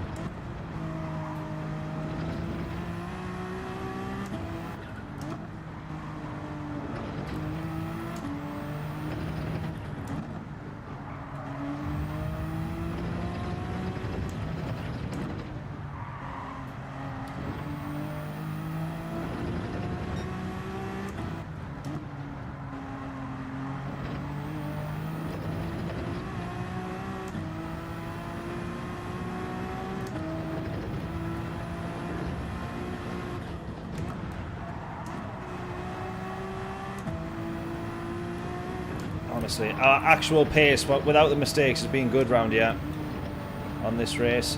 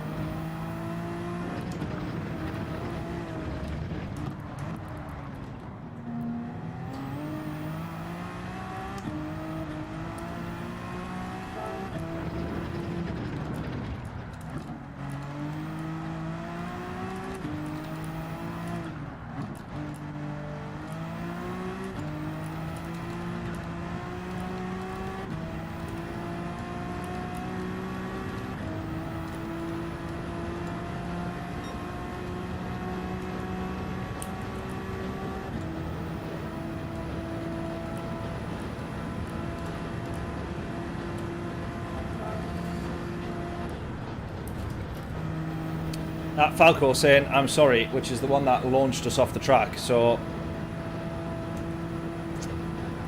I'm saying, if you know you're in the wrong, then you should absolutely give the place back.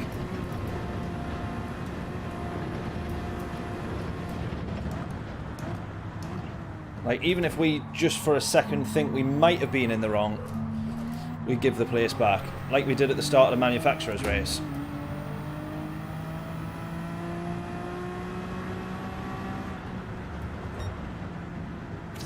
Bad form. Bad form.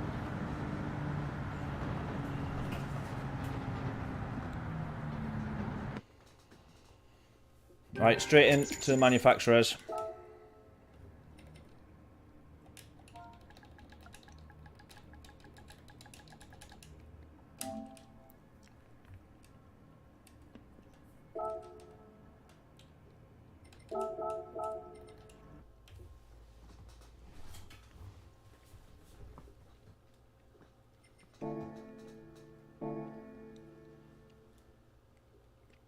Yeah, Bill, sticking with the Honda, just to be safe.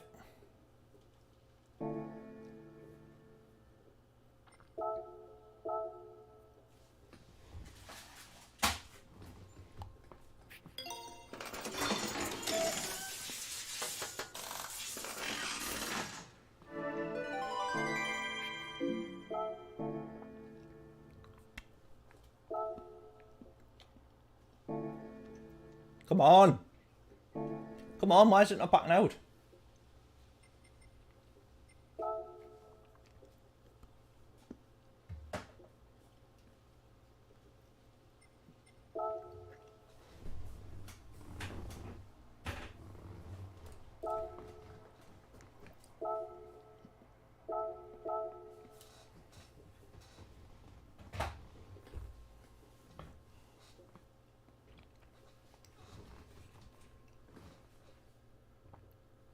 Oh, Deep Forest, I do prefer the group 3s there, to be honest.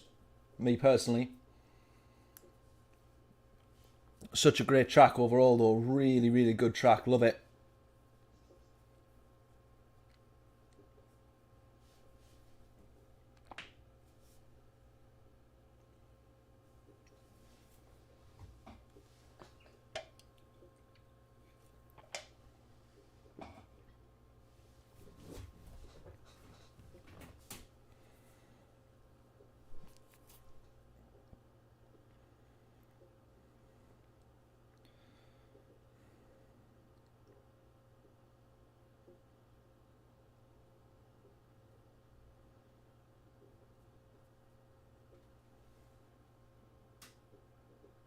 Group 2 also great. Yeah, correct, to be fair. I think it's one of those, any combo, it produces such good racing that no matter what car you're in, it's tremendous. Group 1s would be tricky, but I think we'd still give it a go.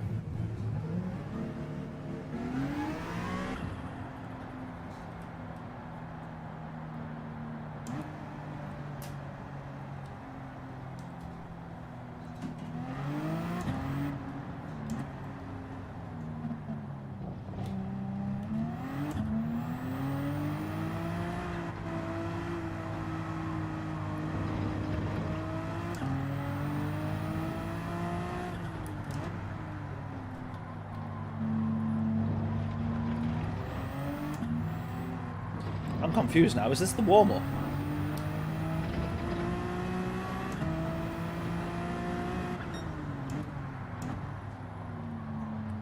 This should be the warm-up, isn't it? I'm confused because it should be telling us how much time we've got left in quali. Oh, there we go. I was going to say.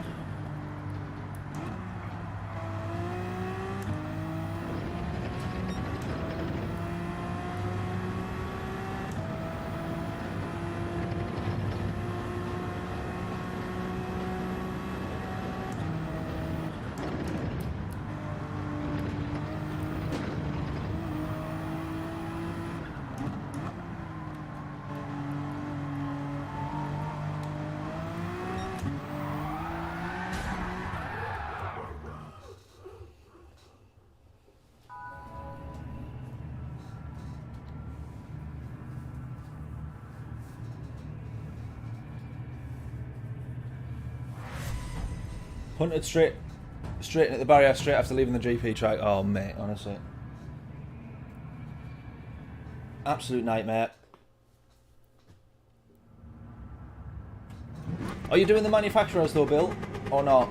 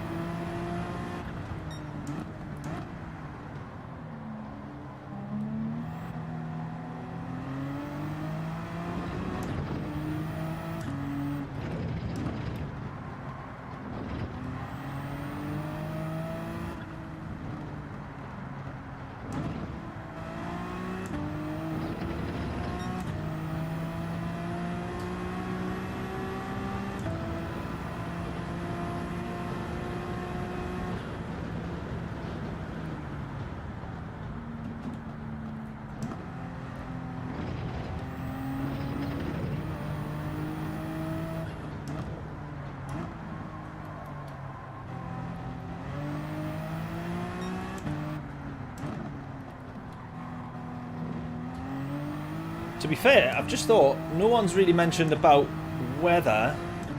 I'm assuming this is going to be an all-dry race because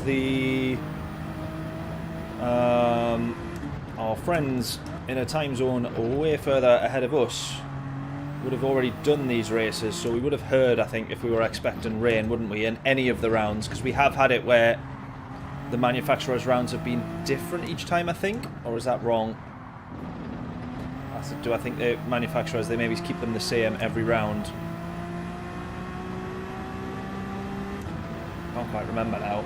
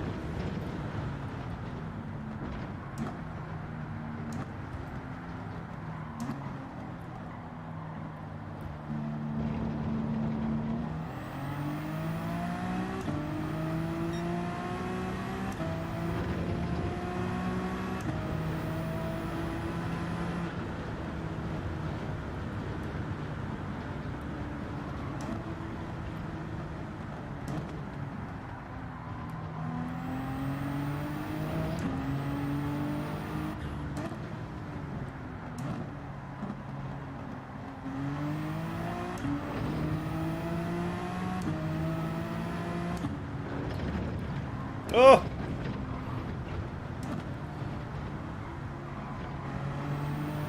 Even on an outlap, we can get it wrong at the Nurburgring.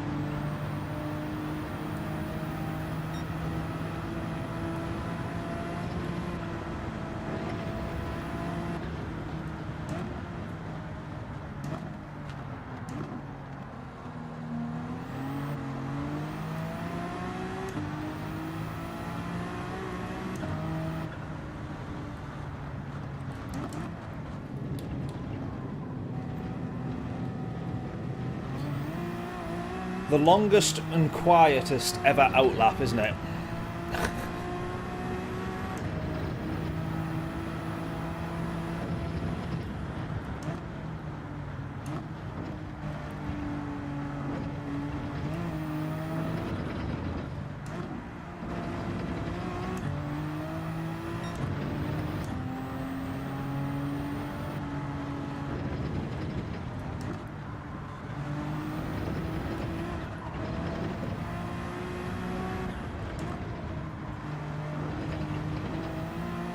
I think I might try doing the Nurburgring next year.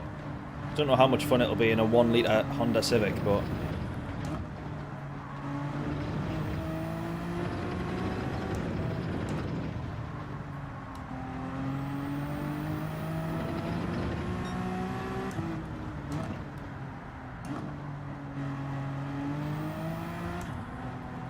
Ooh. Going for the normal. Going for gold on the normal super license. Nice. I don't think I've done actually many of the licenses. I've done the bare minimum that you needed to be able to race online and then left it at that. We should go back through and complete them at some point, shouldn't we?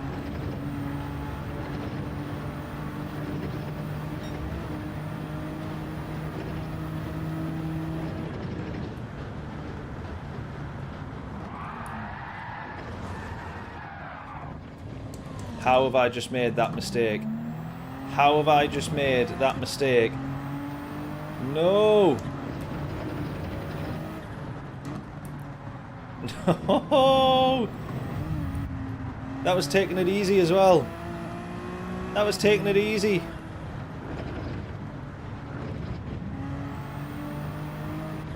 That was the whole point. Oh no. Well, we'll not be able to go into the pits because we'll not have time to do this long an outlap. So we're now going to have to hope for the best with front damage on a quali lap. Uh-oh. Yeah, whoops.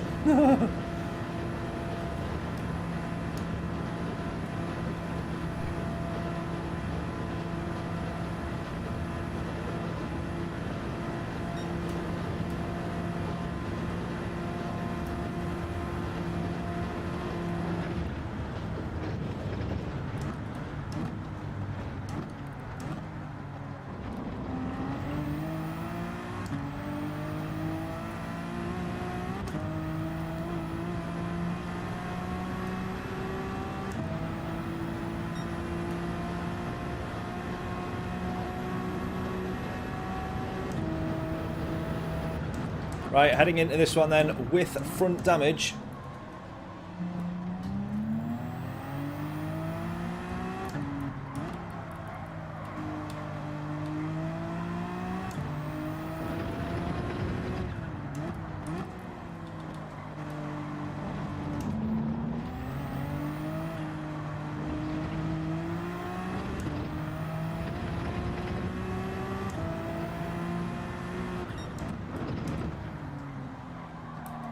Gonna have to absolutely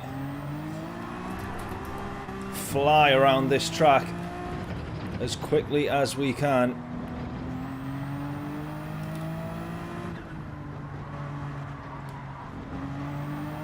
I presume slipstream is just switched off, as it has been for it feels like forever now in these qualifying sessions, which I don't agree with.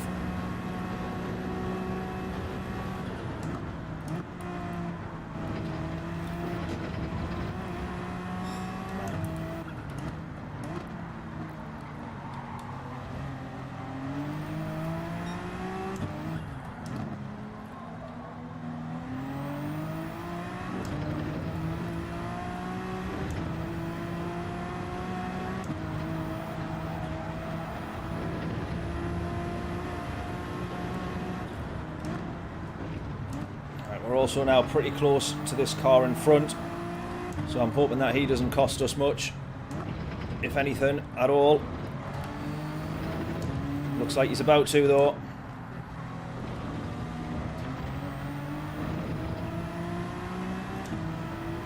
Don't think we'll gain anything like a slipstream. As I say, I think it's switched off altogether, which I just find to be a little bit stupid, especially in manufacturers' races.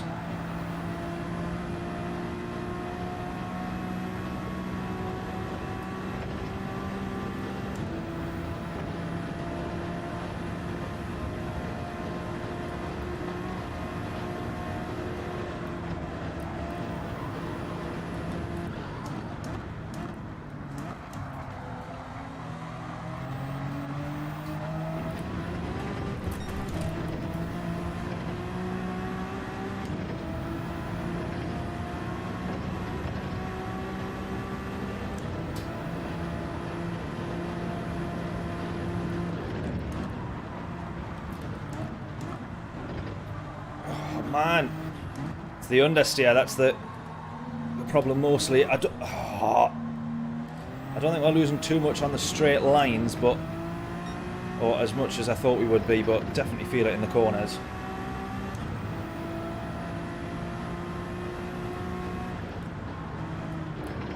Understeer central over here.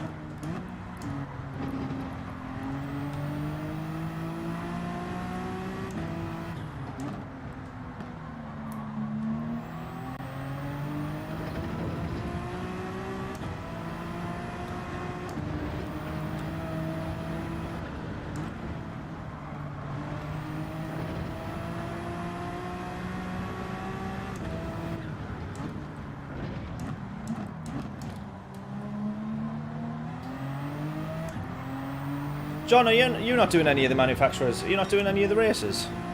I thought you'd have been all over this.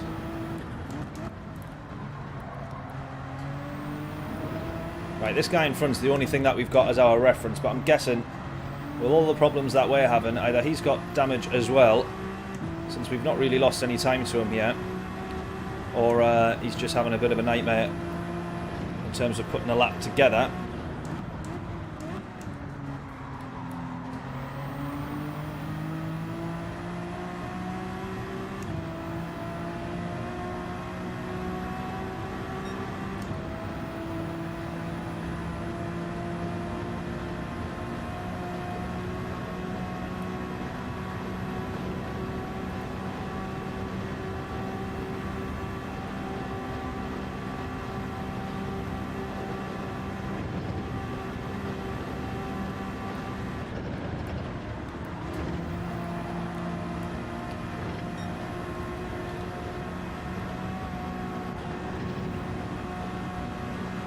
Here we go. Gonna start losing time. As if we weren't already.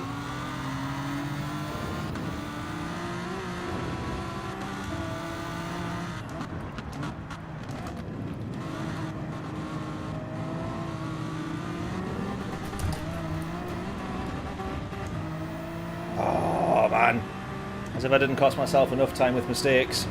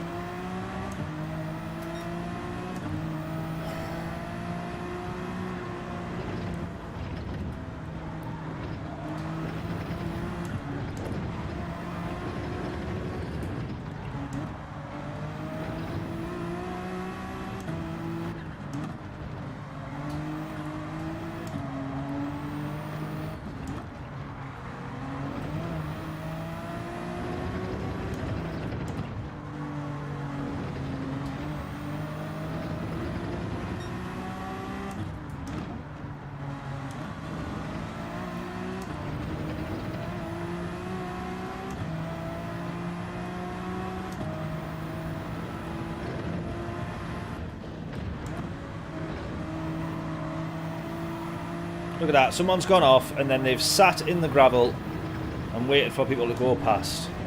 You know, the fairly standard good thing to do.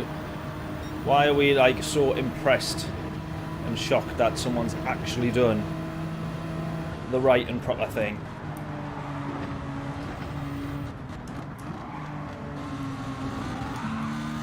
Oh, lifting again. I actually short shifted there for some strange reason. I think if I short shift, at least I'm still, and I'm going slower, at least I'm still keeping my foot down.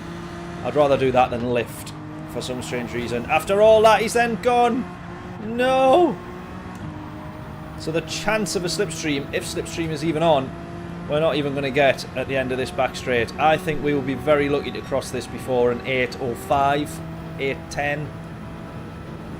It doesn't feel like a great lap at all. Had intent earlier and got hit so hard at turn 1, my engine got damaged. Oh mate, that's brutal. Kicked the coffee table so hard it flipped over. Oh no. No, we don't want that, mate. That's no good. Look how much straight line speed we're struggling with here. And yet this is what I'm trying to say. In the daily races, I know we got front damage, so even if you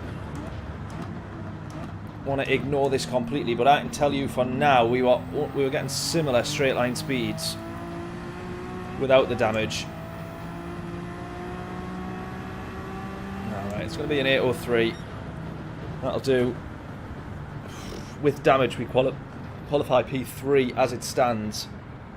6 seconds off the pace though. I thought we were going to be a bit slower than that.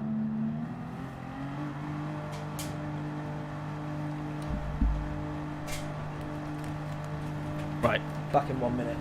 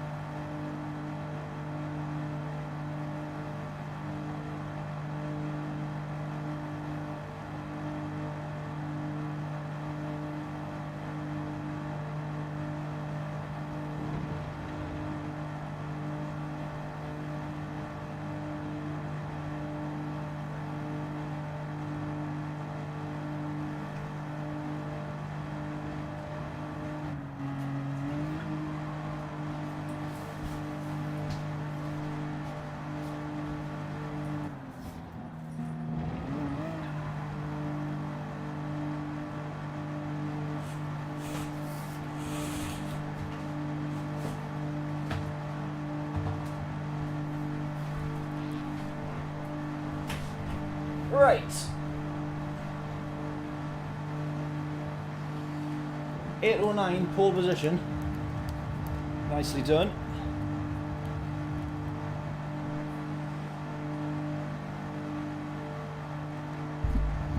Yeah, I agree with that one. Bill, might as well start at the back. It's going to be P9. We're pretty much at the back, but it's, yeah, we're at a point where we're definitely getting binned at the start of this race.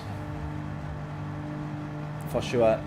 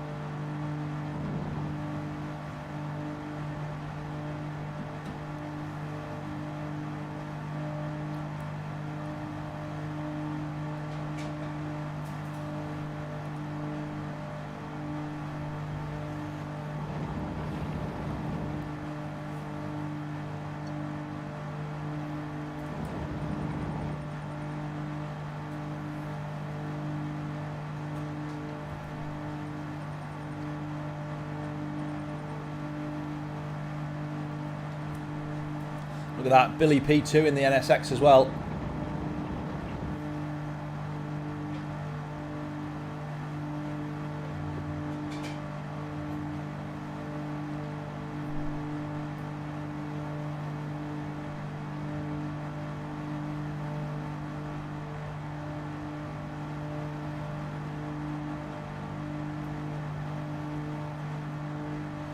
Yeah, got to wait till literally till midnight for qualifying. I know, absolutely brutal.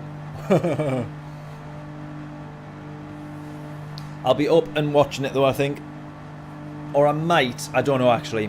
I might watch it tomorrow. Qualifying, football, Newcastle match, and then bit of work, and then F1.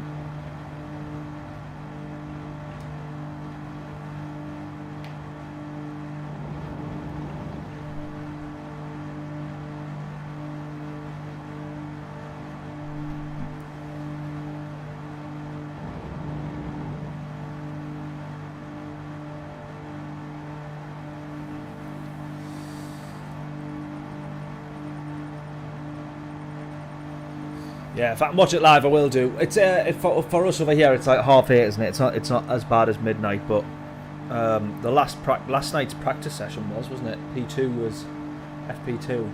Or is quali at midnight for us? I can't remember now. FP1's coming up in an hour. I'll qualify in 10 o'clock. Yeah, 10 o'clock. There we go.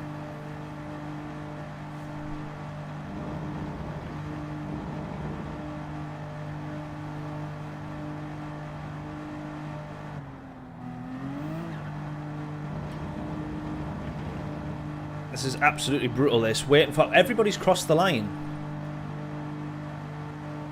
I don't understand what we're still waiting for. Everybody's crossed the line. Why is it counting all the way down to 0? To serve what purpose?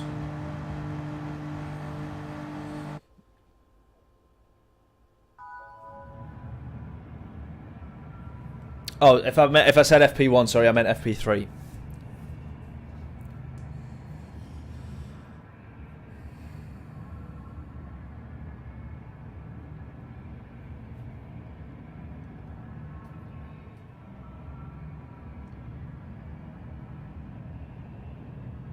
Racing at 7:30 AM. What race you got tomorrow, John? You've always got like these huge challenging races early on a Sunday morning. Why'd you do it? FP3 is in 1 hour's time. So for us over here, it's at whatever that time that is, 7 PM. It's counting down on the F1 app though. So yeah, in an hour.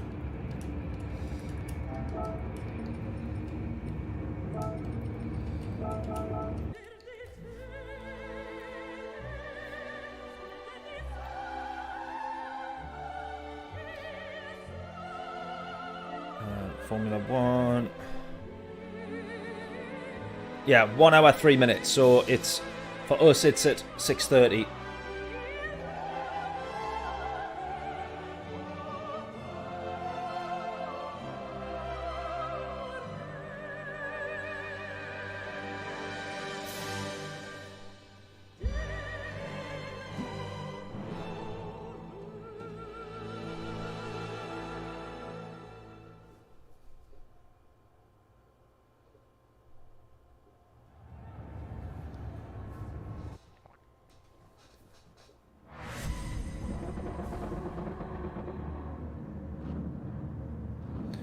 Oh, that's good. Australian TCR, we're doing tag team race at Seaside, 45 laps, and then 36 laps for B driver. How do you do that then? How do you manage how do you manage that sort of thing on the Gran Turismo lobbies? Or is it just one goes into the pits and the other one goes out, and then how do you do that?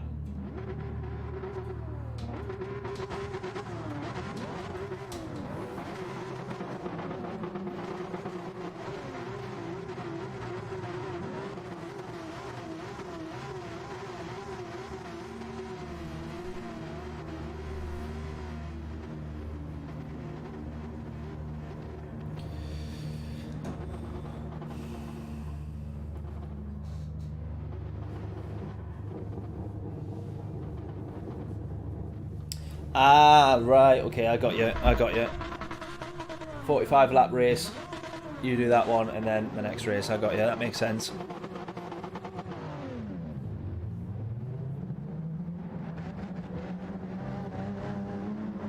Ah. All A drivers start in front of B drivers. I have to understand that one properly in a second. Right, we'll crack on with this in the meantime, though. But that's cool, that, though, doing the like tag team stuff, driver switches or whatever. That's cool. Right then, starting P10 for this one. Second attempt at the manufacturers. 5 laps to the Nurburgring in what feels like a totally different NSX when it comes to the manufacturers versus what we drive in the dailies. Everybody's sick of me saying that on stream now. But it does feel slightly different, and the top end definitely is different. Already a bit of carnage into turn 1. Oh, someone's ghosted. Attempt to go all the way around the outside if this guy didn't run wide. Oh, he spun. Oh no, I was about to cut to the inside, but he's actually kept it on track.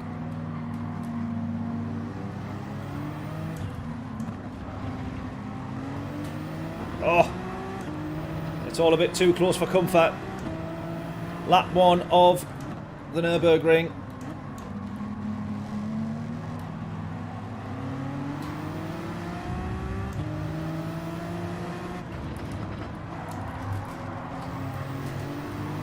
Oh, almost through the gap there.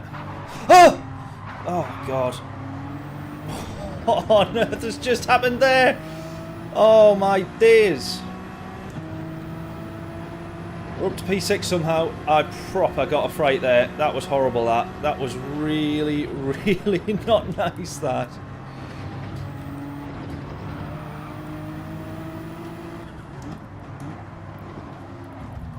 To the inside for that one. Bit of contact as he turns in, but we absolutely have that one. That is fair enough.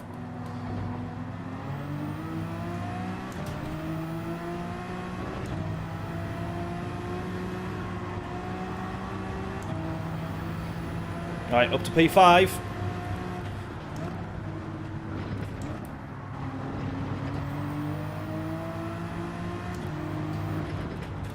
Now the title of this stream said race wins only, but so far we've been nowhere near.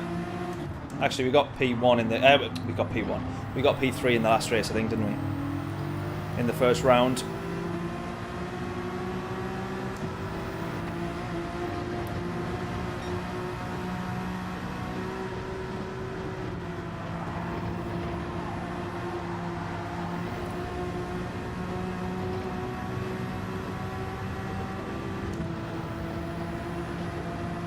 Right, those two are going side by side there. I think one of them is going to look for the move between Billy and Ivan.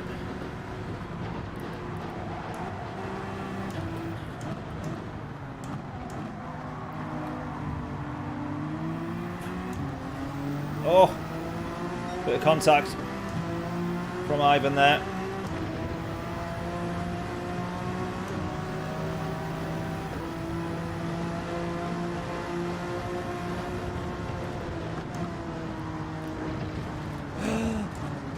Oh God. Oh God. Oh, we've got damage now because we've been hit. Ivan needs to sort his driving out, I think. We're now up to the podium, but we've got damage both sides of the car because someone's gone straight into the back of us there. What are we going to do about that? Do we pit? Do we not? It's going to add so much time. But is it more or less time than we're going to lose with this damage? That I've got no idea.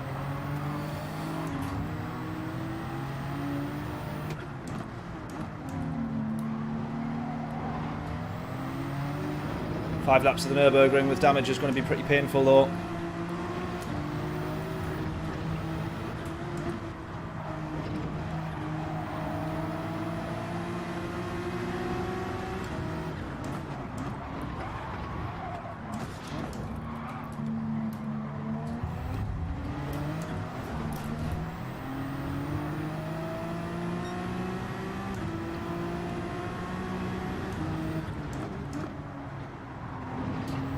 It's an aggressive one to look for the move on that downhill run, but judging the way we've just seen him drive and take out Billy twice,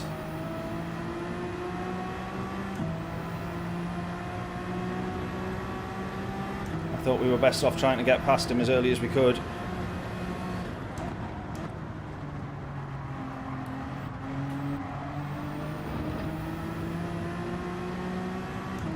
Johnson box.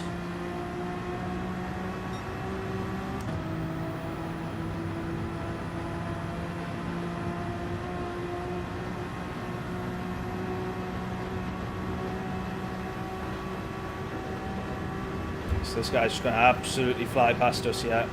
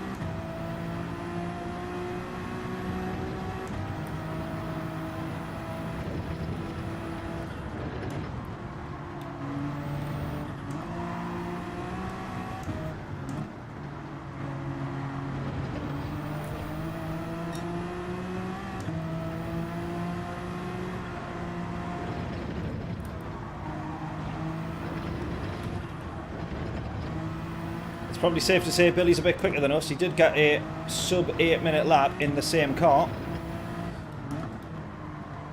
He's also in the NSX.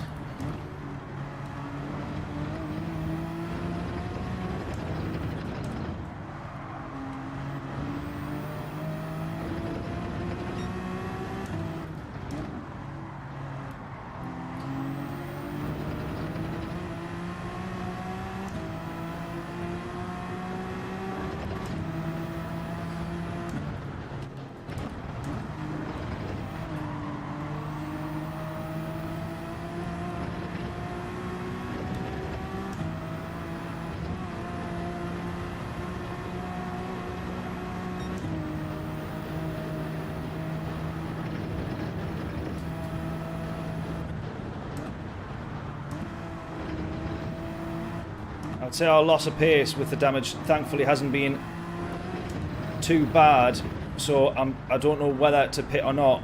We need to make the decision now though, because it's pointless pitting halfway through the race. If you're going to try and make the time back up, you've got to do it as early as you can. Should we box or not?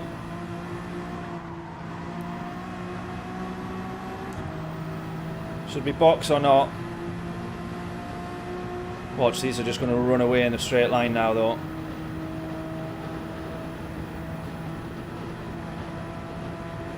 The gap's just getting, the gap in front is getting further away and the gap behind is closing up.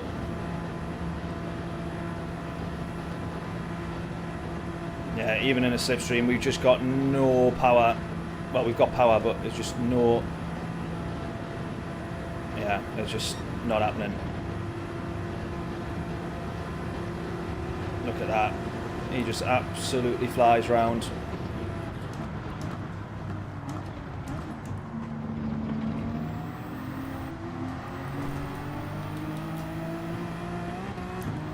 Horrible. Absolutely horrible, that. Race ruined.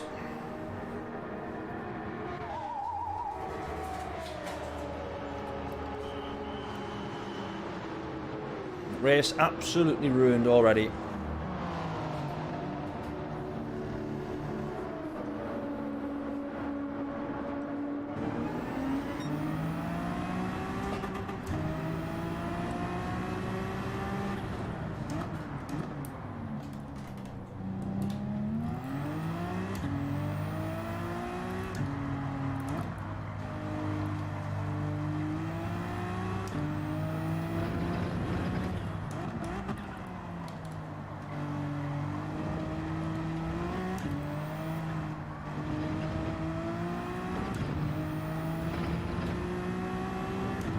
Yeah, you did say it better to start from the back, exactly.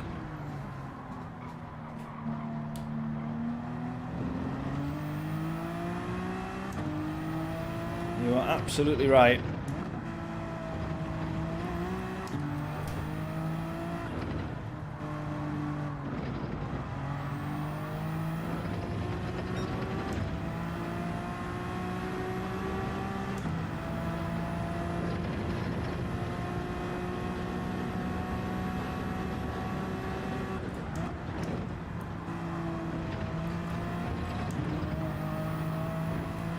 The question now, though, is how much time can we actually gain back? Not necessarily to the lead.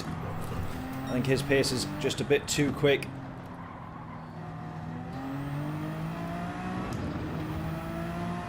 But at least to the guys that were on the podium, I very much doubt we're going to get this podium back, plus get past 10 positions. It's just not going to happen. But we can give it our best chance in terms of a recovery race. We made up a good few positions on the first lap. Pretty fortunately. Let's try and get back to at least where we started.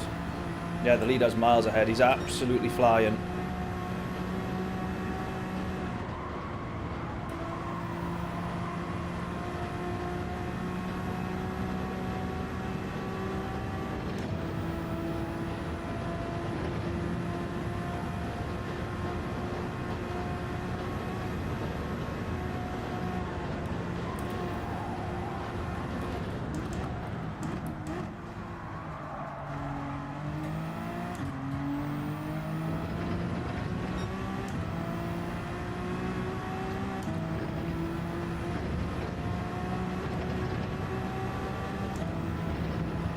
Yeah, 15 seconds, something like that, to the podium.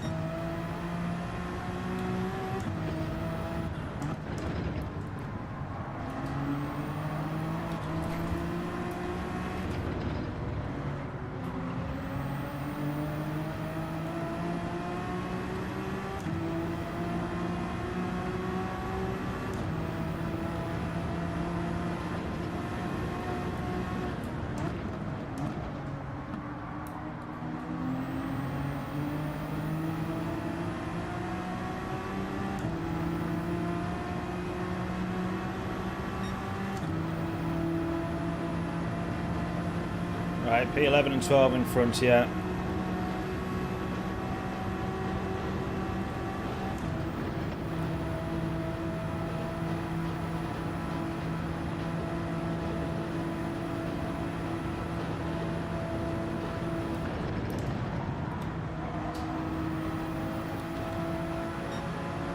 Gonna cost us a lot of time.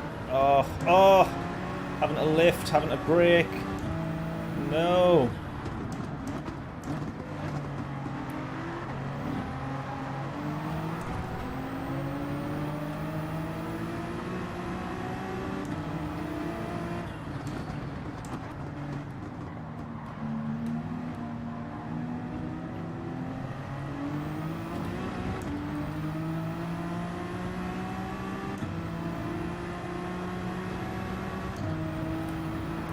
Trying to stay out of the way with that one because I thought if I follow them through the carousel, it's obviously going to go wrong, guaranteed.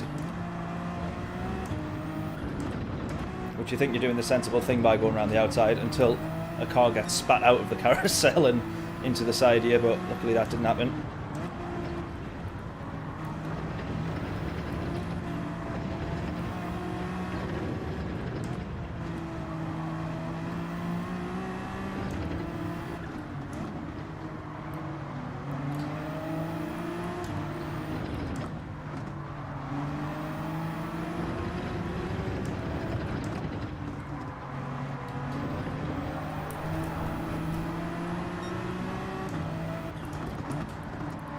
Almost into the back.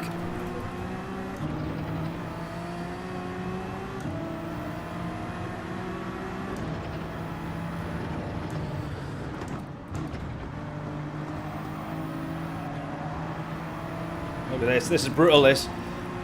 Into the pits we go. The first full lap of the Nurburgring with all of the fixes. We still haven't even made up a single place yet.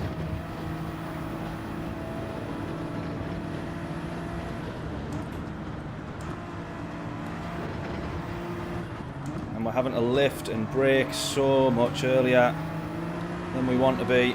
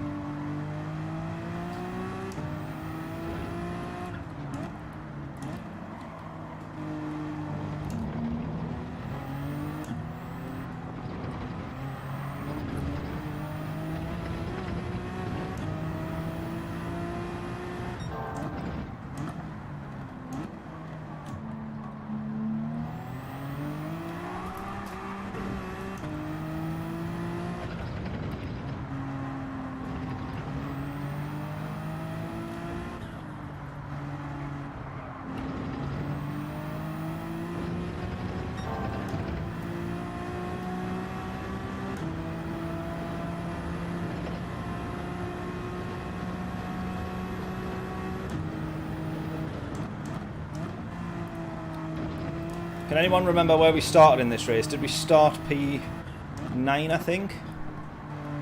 Was it P9?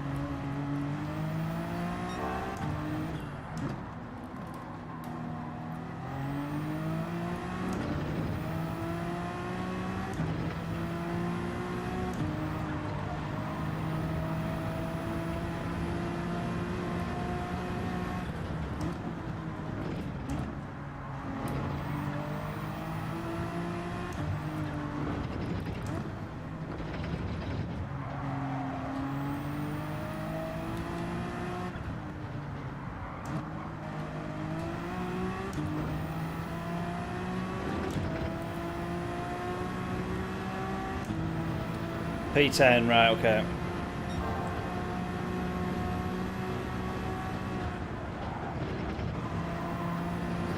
Well, at the very least we'll try and get back to P10, but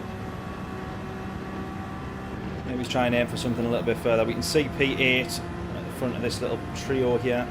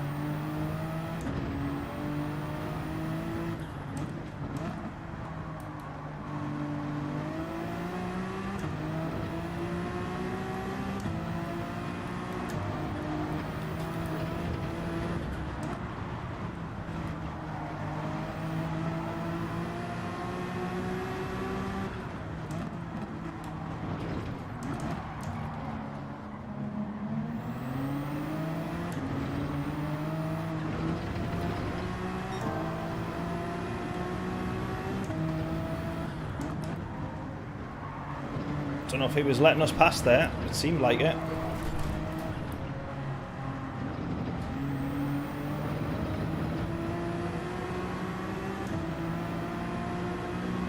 Right, up to P10.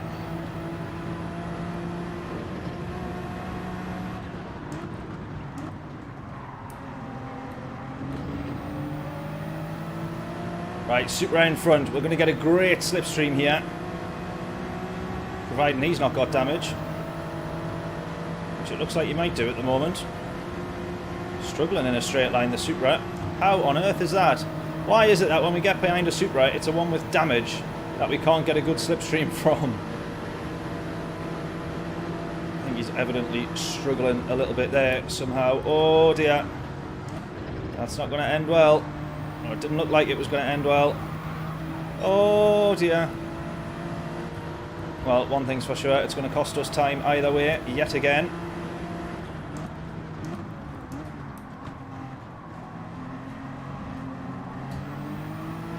Just getting to the inside, just making sure that we get past this one here. Oh, he's gone for it. He's pushed us out of the carousel.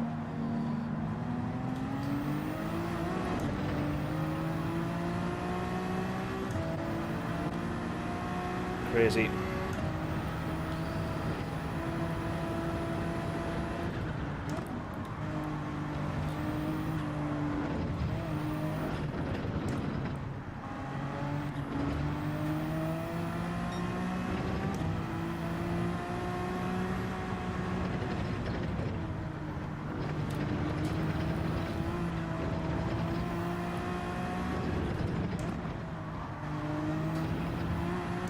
Oh, he's gone.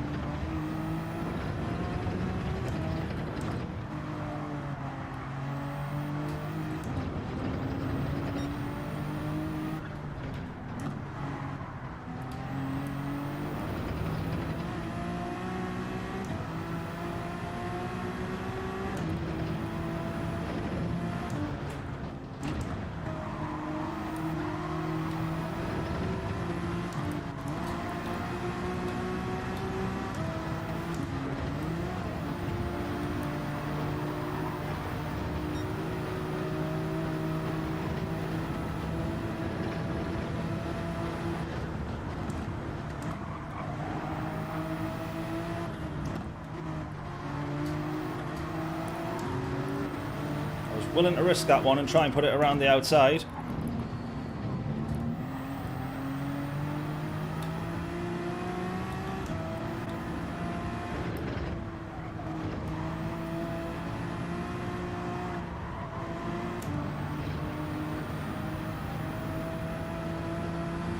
Right, up to P7 then.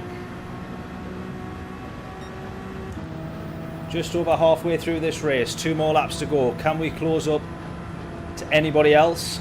Do we think? 28 seconds to the leader. I think he served a penalty. He's lost time somewhere, losing time somewhere. Don't know how, but we've gained a few tenths to him there. That might be putting the P2 and 3 alongside him there, I'm not sure. Yeah, he's definitely got damage. Right, P1's definitely got damage because we're gaining so much on a straight line here. Right, P1's got damage.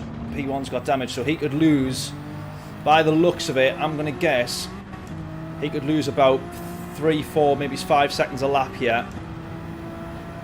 That's going to put those guys alongside him, most definitely.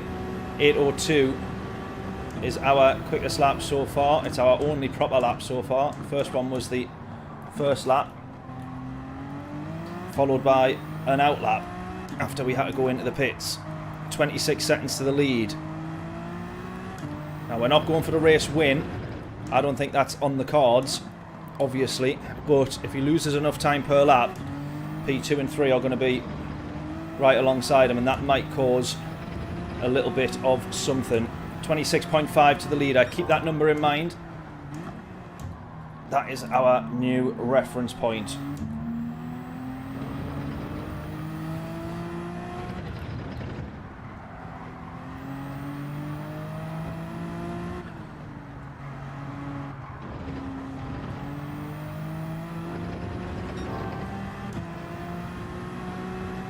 Or is he just messing around giving false hope? Yeah, maybe. No, we're definitely gaining on the straights. Look at that. So he's definitely binned it and got himself a bit of damage somewhere.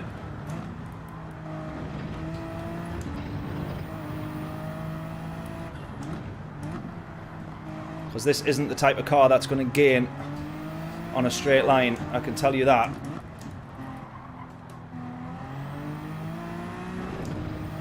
$25.9.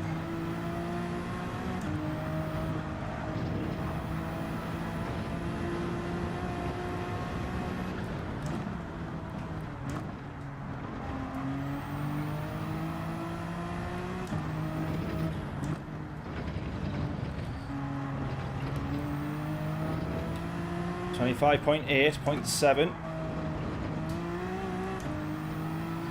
0.6. Come on. Those guys are definitely closer to him as well. They're closing quite a bit.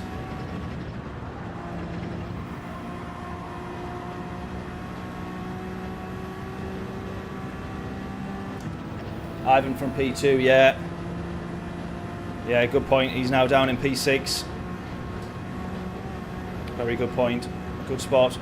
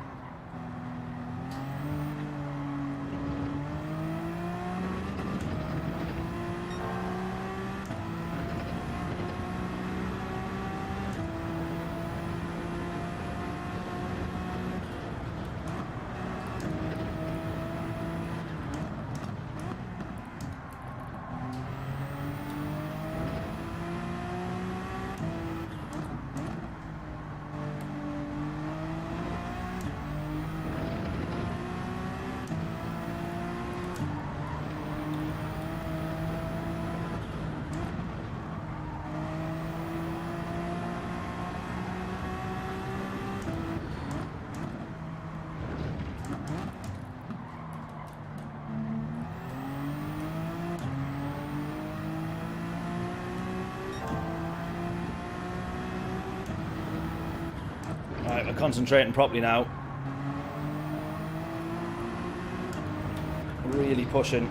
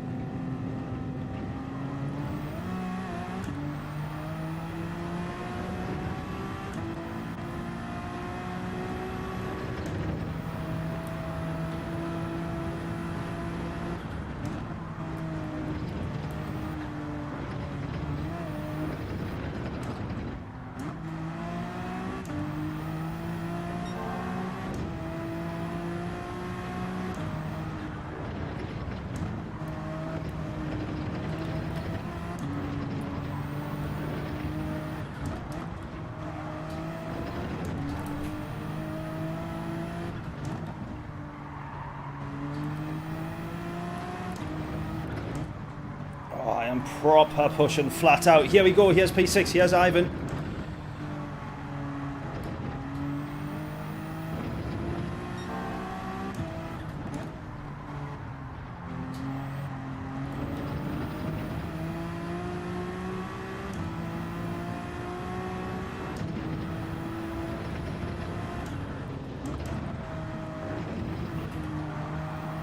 Right, as I said, we gained about 4 seconds to the leader. So far, that is exactly what we've gained. 4.4, actually. And that's without the back straight just yet. 2.3 fastest lap. Or fastest by 2.3 for the purple laps at the moment.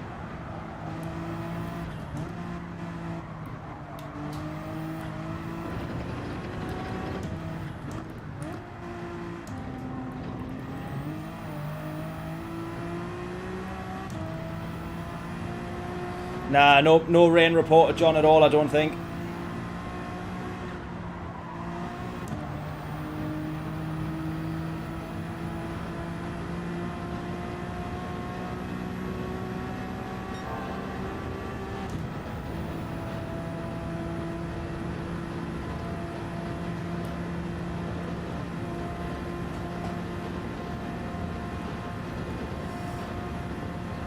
.8, 0.7, 0.6. We're going to start closing quite a bit to that leader again. Can we get P6 at least? Which is potentially the dirty driver that we have in front of us here, based on what we saw already. Don't know if he is a dirty driver, but from what we've seen, he might not be the cleanest. Right, we're going to get a sub-8 lap here as well. Look at that. Could have done with that on our quali. That would have had us on pole position. That would have. If only. If only.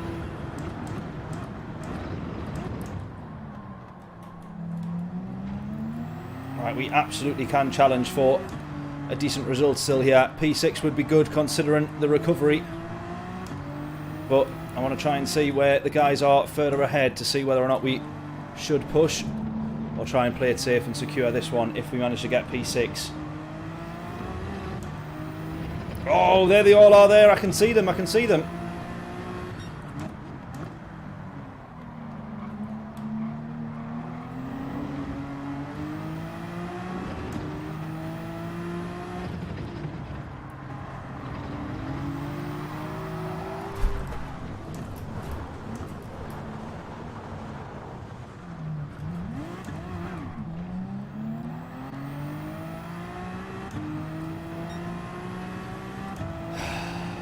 No, no, no, no, no, no.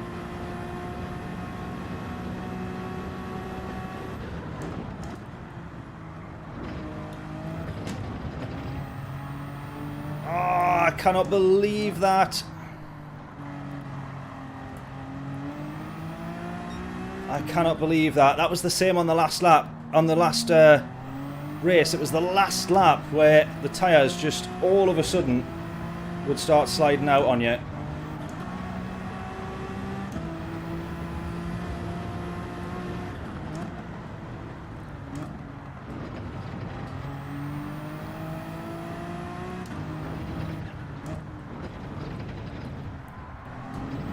The Spaniard in front might have just been saved by our stupid mistake there.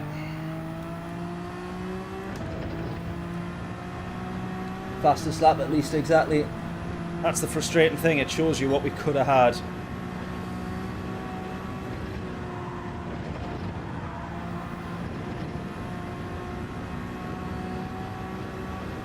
They're right on the back of P1 now as well, look.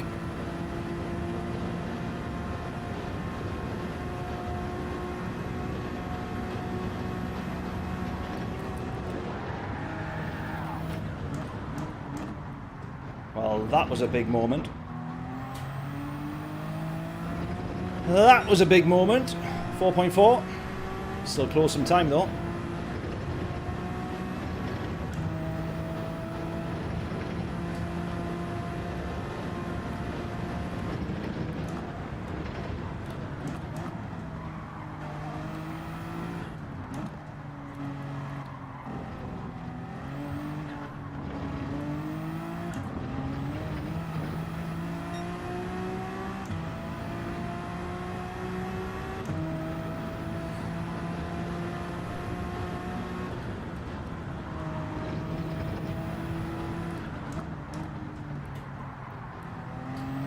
had to second guess myself. I couldn't remember if it was noobs or moobs.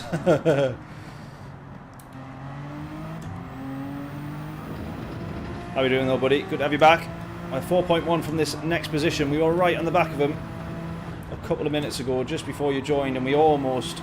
Well, we did go off track. We were into the gravel and everything, but lost 4 seconds. We're trying to gain that back. The leader definitely has damage. 3.7, 0.6 to this guy in front.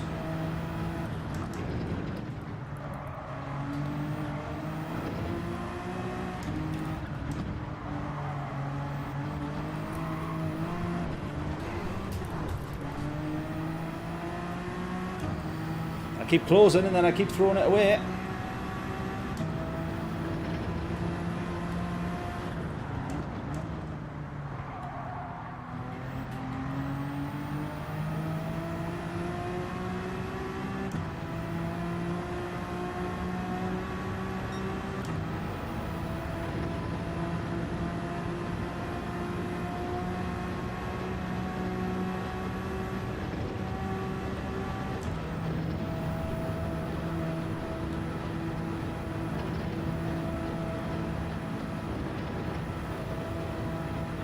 Honda lawnmower, yeah, exactly.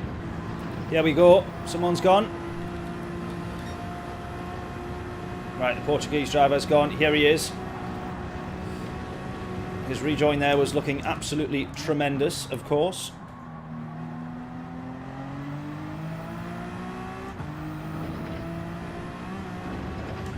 Right, there's a couple of guys here, actually, I think.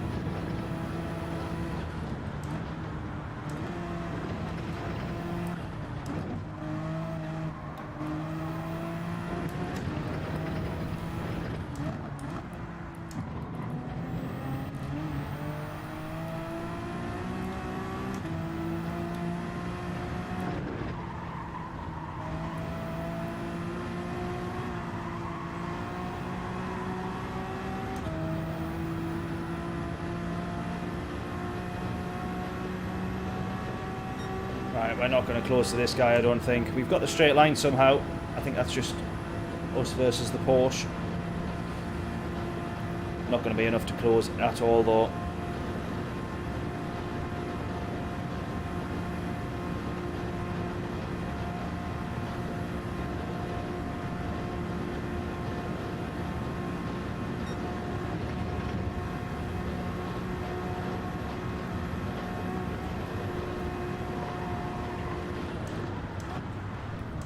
Revenge for Billy. Never gonna work. Never gonna work. I wouldn't have really done that, obviously.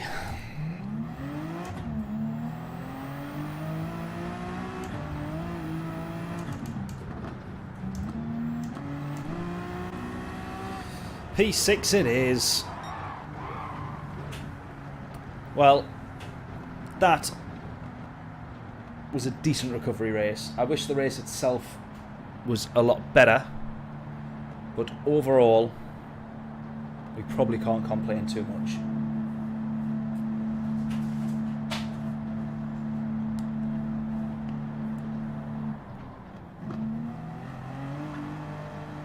Billy still managed to get P4.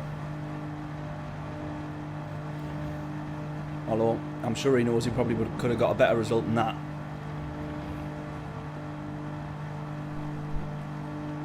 If it weren't for the meddling Spaniard.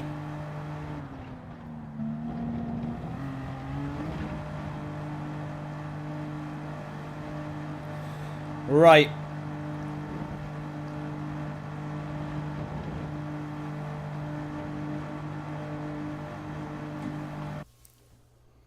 We're going to have one more attempt of the daily race, and we're going to finish up at 7 o'clock.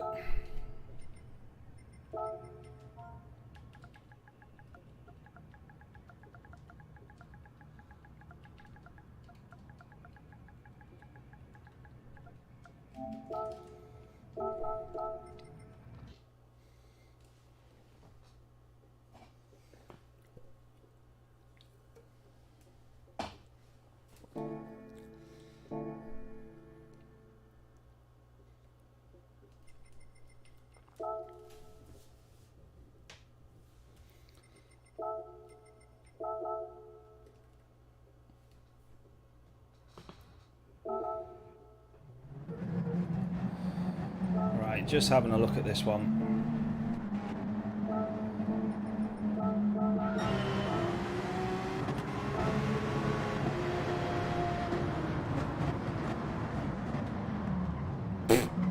He's been quite lucky there not to get damage or anything.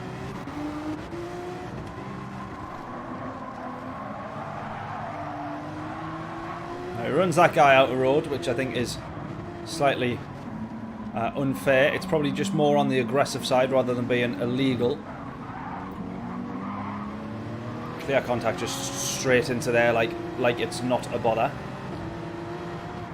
Someone going to try and go back on him for the move? No. Someone to the inside here, maybe. Not quite. That's all the contact there. Oh, now that does look like that was me. Now this glitch, I just want to clear my name here, firstly. We could have seen none of this coming. But then it does look like I'm the one that's launched that guy there.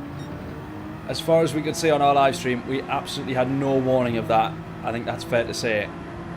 But as always, Gran Turismo netcode or net lag proving to be the destroyer of many races for many people. Right, so Zoo's going wide a little bit there. We managed to get to the inside of that. That's all good.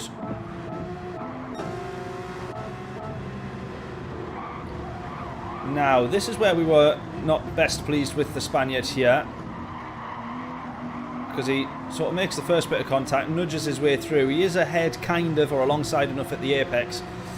But we thought that that was a little bit kind of questionable. And then it was here where all the interesting stuff started to happen. So we lift early, but then we're obviously braking way more than this guy's expecting. Zoo goes straight into the back of us. We've then got the damage, and then this is what we witness in front of us. So Billy going through. Ivan's already actually, let's have a look at this firstly. That's a loud playing. Ivan here at this point has gone to the outside, already made a little bit of contact there. 2 bits of contact, puts him into the wall. Is he going to carry on? Yes, he is. That, horrific. Horrific. Billy's round the outside, pushes him off the track, pretty much goes off the track himself, holds on to the position and carries on. That is just unacceptable. Shocking. Absolutely shocking. And then here's this guy all the way up top. He was laughing. So there we go. It's this point here.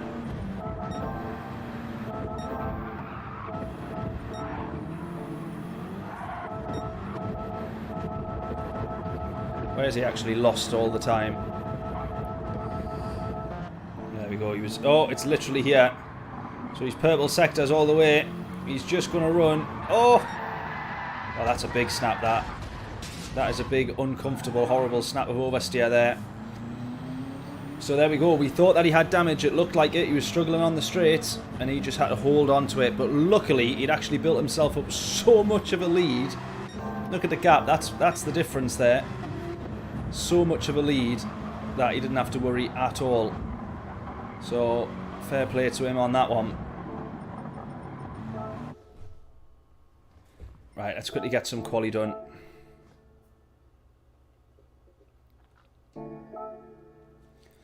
One more lap of quali for the next daily race.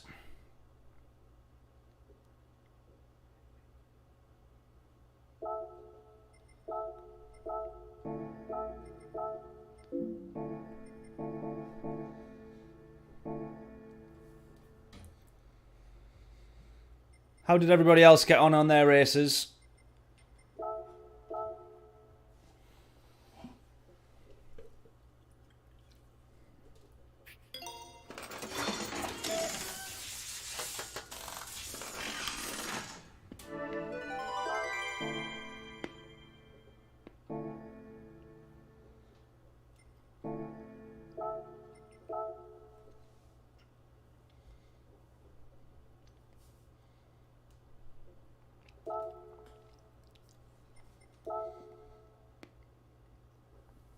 The Max Verstappen and GT. Yeah, no penalties as well. Yeah, exactly. Shocking.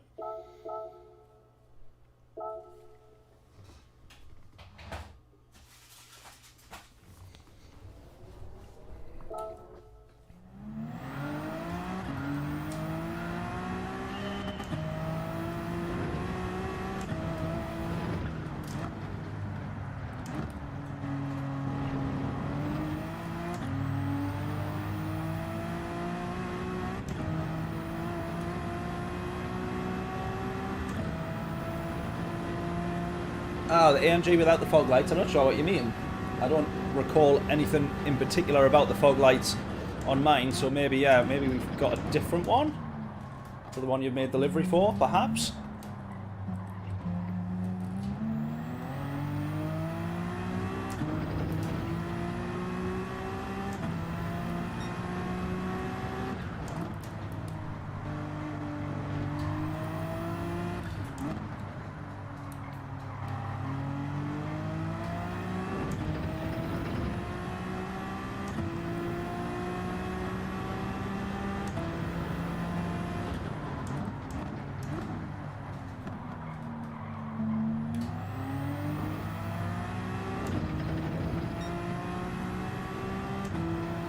Right, let's try and get ourselves a proper decent quali lap in.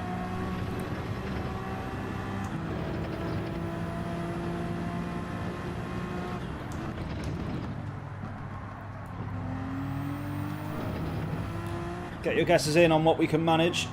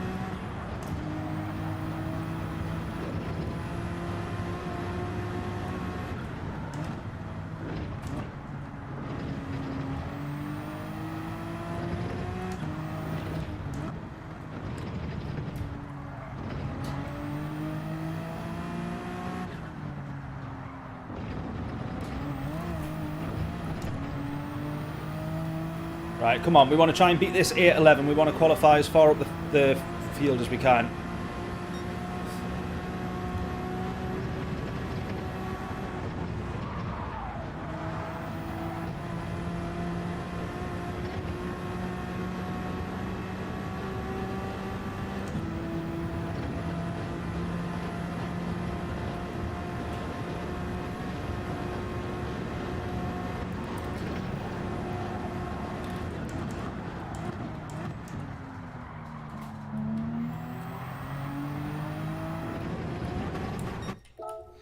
Start again.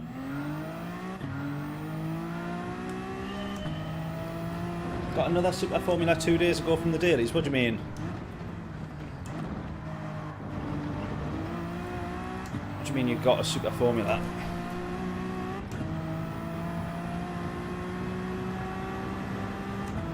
Or you mean next week's race is a Super Formula? John saying 810 treble 6. I want to try and get below an 810 if I can. Even if it's an 89 treble 9, I'll be happy with that.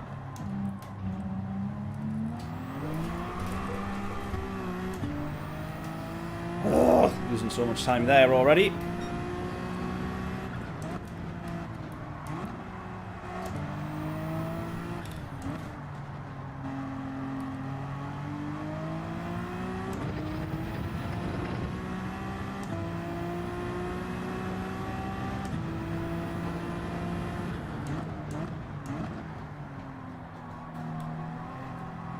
Oh, like through the mileage stuff, I got you. Oh, that's cool. Nice one. Daily workout. Yeah, I know what you mean now, yeah. Sorry, I get you now.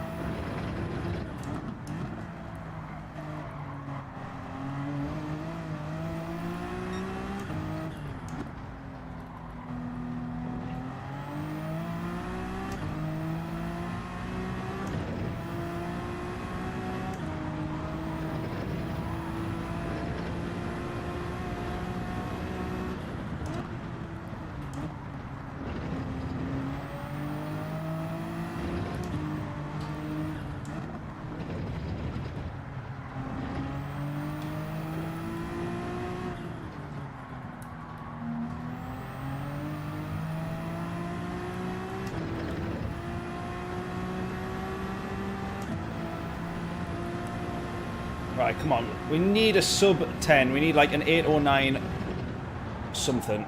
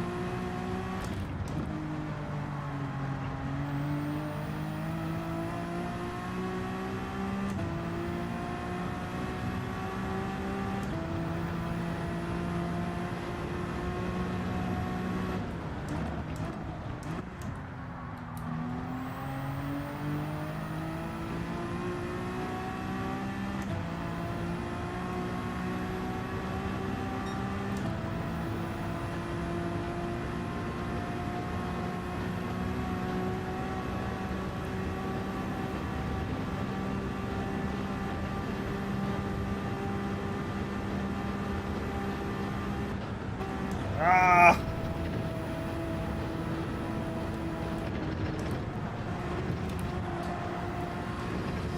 Wasn't quite sure what the limit was on 5th gear there. Lost a bit of time.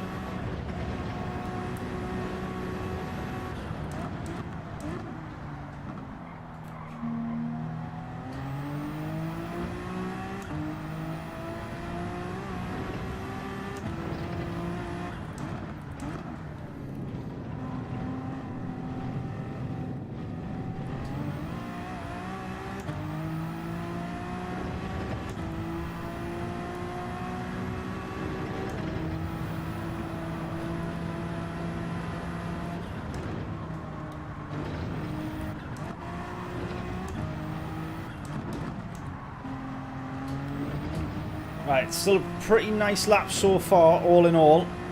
Not the best, not the worst. Or definitely could be better, but could most certainly be worse.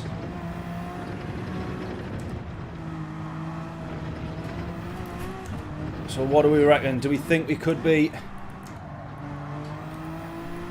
knocking on to an 809 here?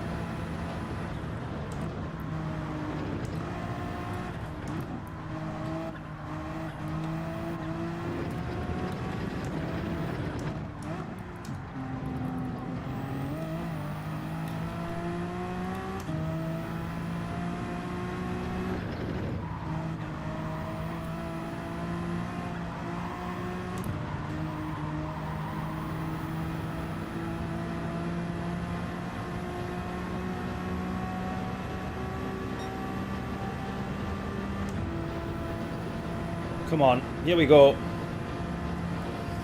What we're going to cross the line with.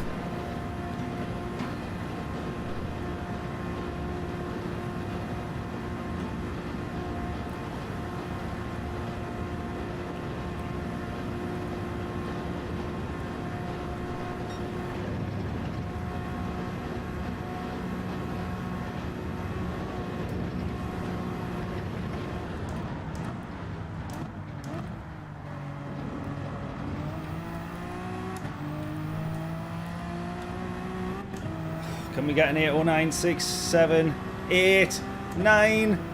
Oh, no. Oh, John, you were so close. You were a 10th off.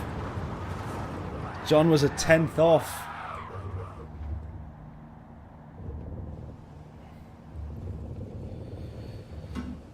Very close, John. That's unlucky, that. That is so unlucky. For an entire lap round the Nurburgring. That is mighty close.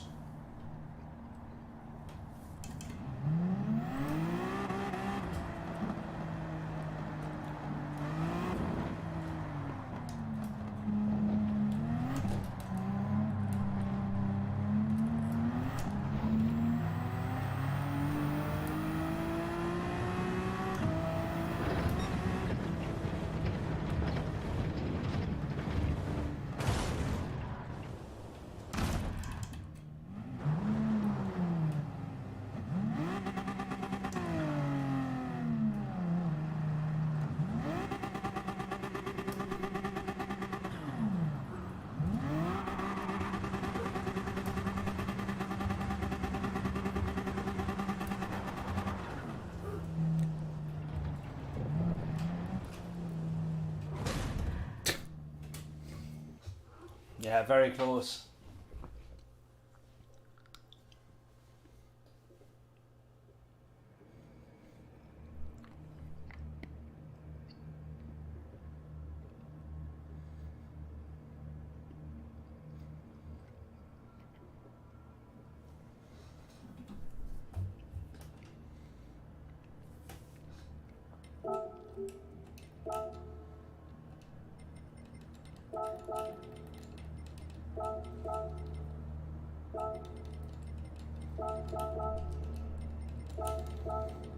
Right, we know pretty much everyone in this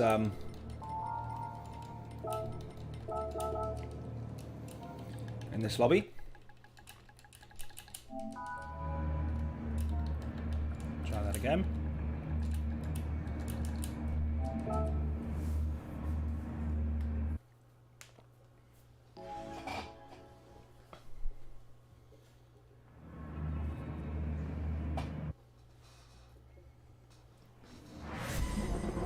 No worries at all, Bill. Catch you back here in a little bit. We'll be, or in a few days or whenever. We'll be back on Monday night, of course, so hopefully see you then.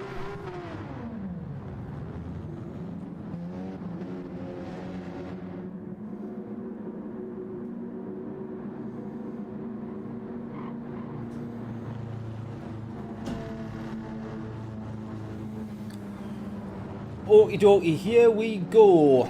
Final attempt of the stream, probably the final attempt of this race this week. We're starting P2, it's the best chance we've got of a race win. Can we finally get a race win? In fact, we did get a race win, it was against the guy who's in P1. So, that was the only one that we've had this week, and it was a tremendous race that we had with him, so fingers crossed for the same again.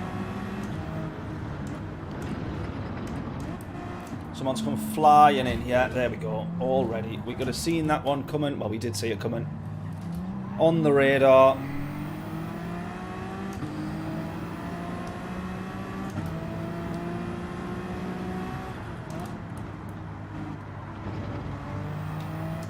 Right. GGG, RRR, VR2. I'm calling them Greg. Is very, very quick. We can't afford to drop off the pace from him and let him build a gap. We just can't do that. So whatever gap we've got now, which is just over a second, I don't really want the gap to get any more than that. He's going to absolutely fly away on the straights. The only chance we've got is making it up in the corners because we're against the BMW, which has been was my favourite car to drive the other day. First time in it around here for this week's dailies, and what a car it was.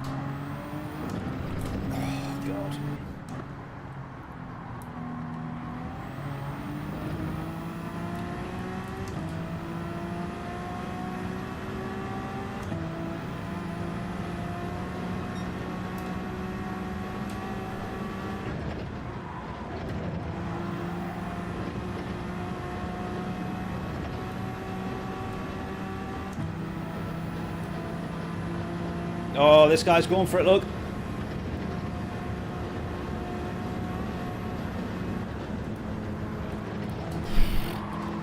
What a brave move that was.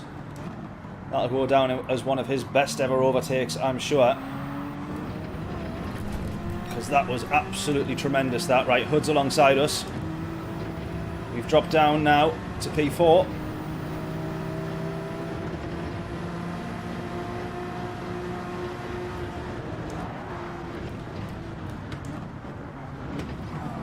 Oh, Hood. Steady.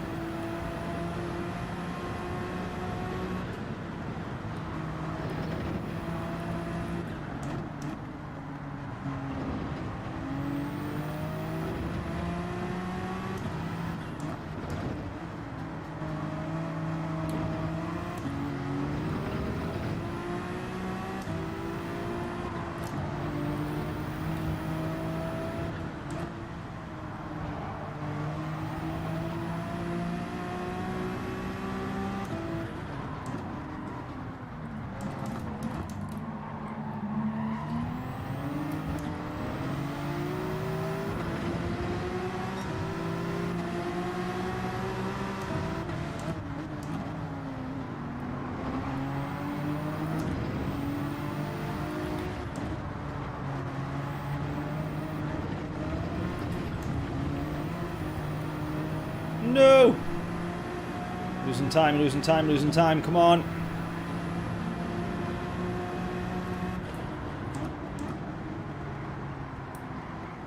Oh, God, dirty tyres. Gap's now 2.2 to the lead. Oh, this is just going to keep getting worse. They're going to bump draft each other.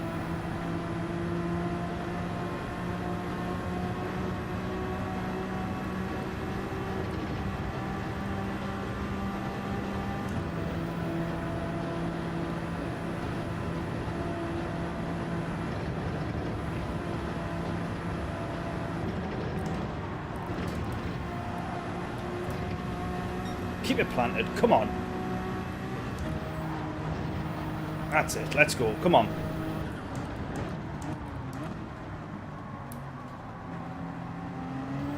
Close, close, close. Let's keep going.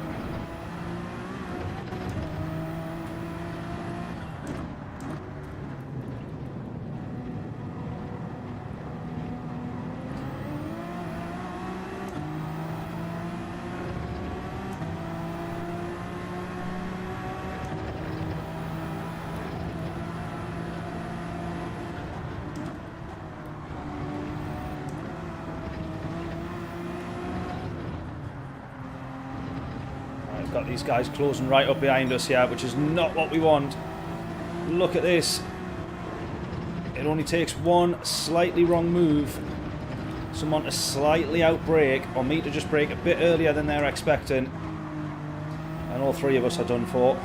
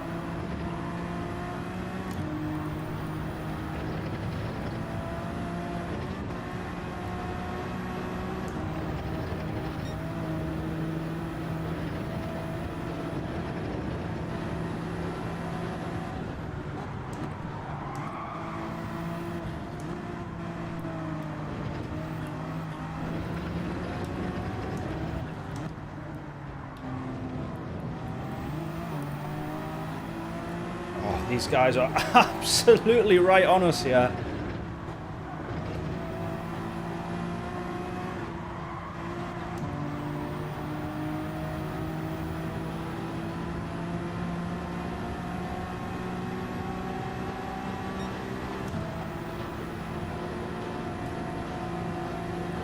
Oh, I thought he was going to work with us here, but he's not. And I think he's going to struggle to get past. He's going to wish that he did.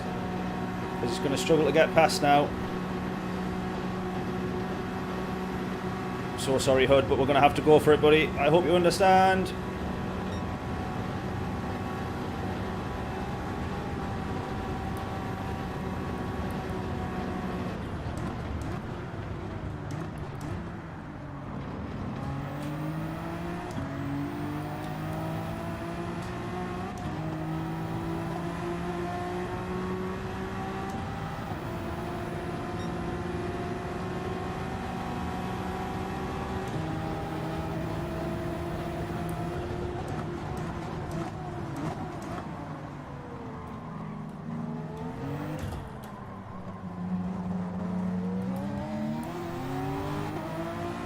How on earth she kept that thing together? That is beyond me.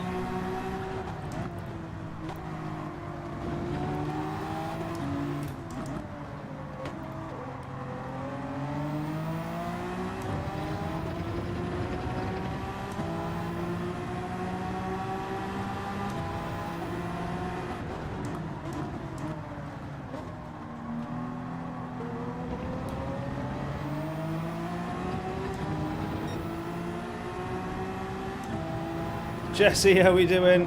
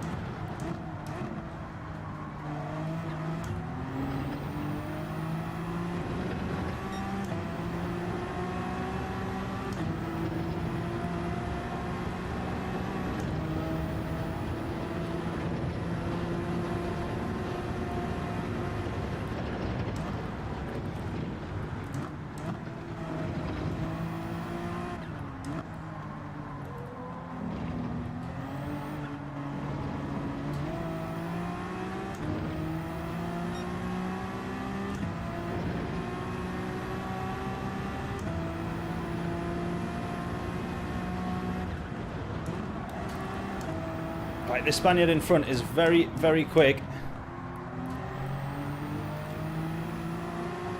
I was hoping that we would have caught back up to him once he got past us, but he's keeping that thing under control very nicely, much to my surprise.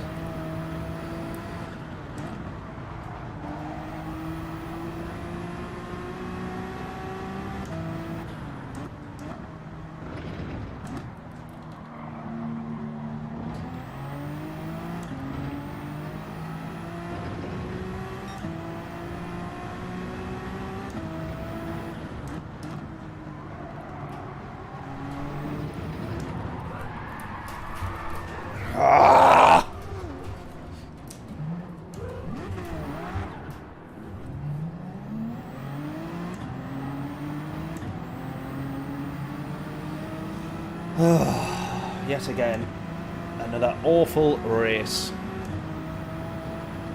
Tiger, how are we doing? Welcome, welcome.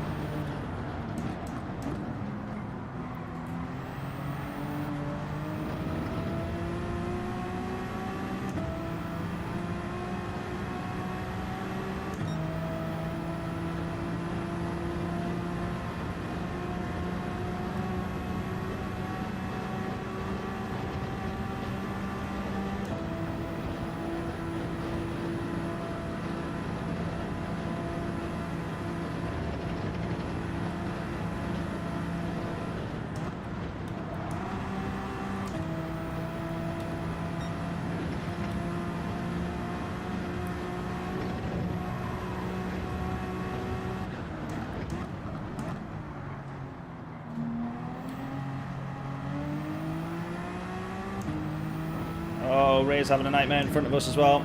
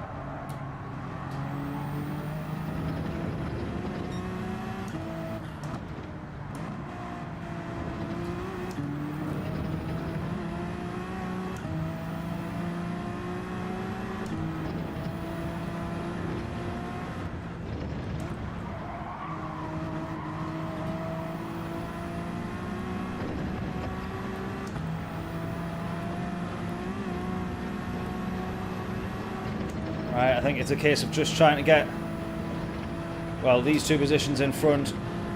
I don't think we'll get back to the podium.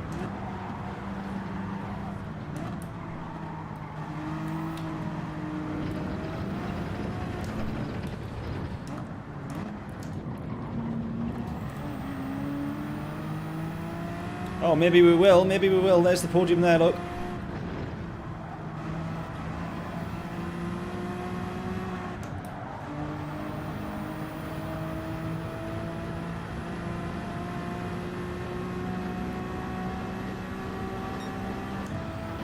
Here we go. Can we close to this BMW here? Gain anything at all in the slipstream?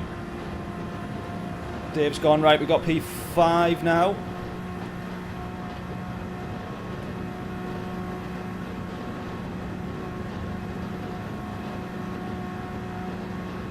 If we're lucky here, we might just be able to time this where we can get past if we can go around the outside.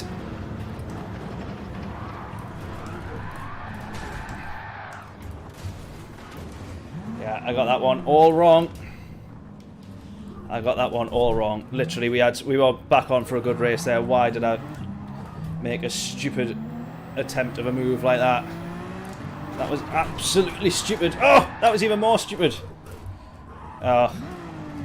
It's what I get. We actually recovered that race really well and then threw it away again. What a plonker! Oh, man.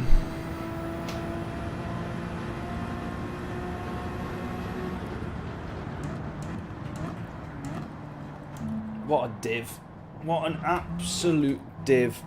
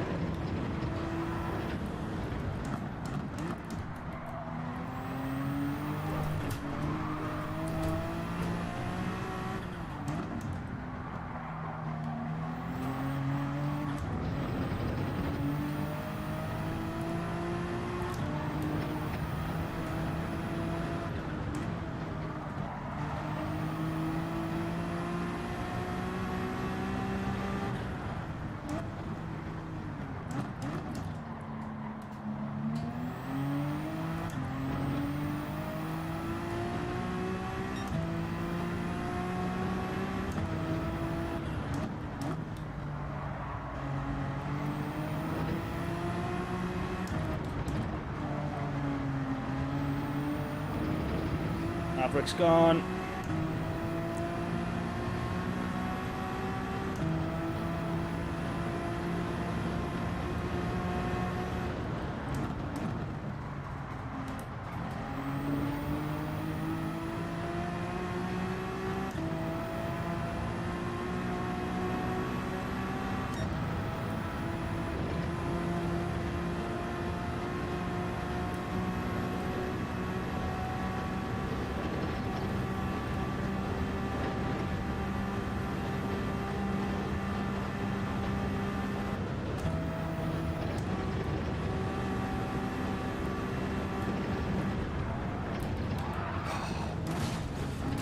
Straight into the wall as well. Oh, man. What a grim last lap this is.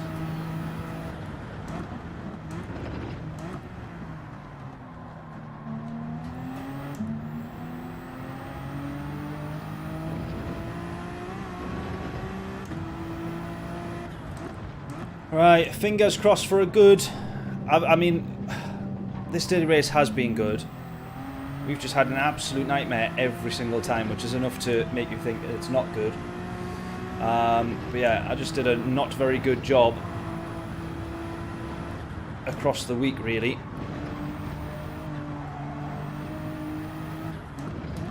Partly wishing that there maybe was a little bit more to this race, but I think when they have done weather at the Nurburgring, they've seen how many people rage quit, and you're left with a lobby with like 6 people. So they've obviously favoured giving people more of a chance in staying in the lobby rather than people quitting.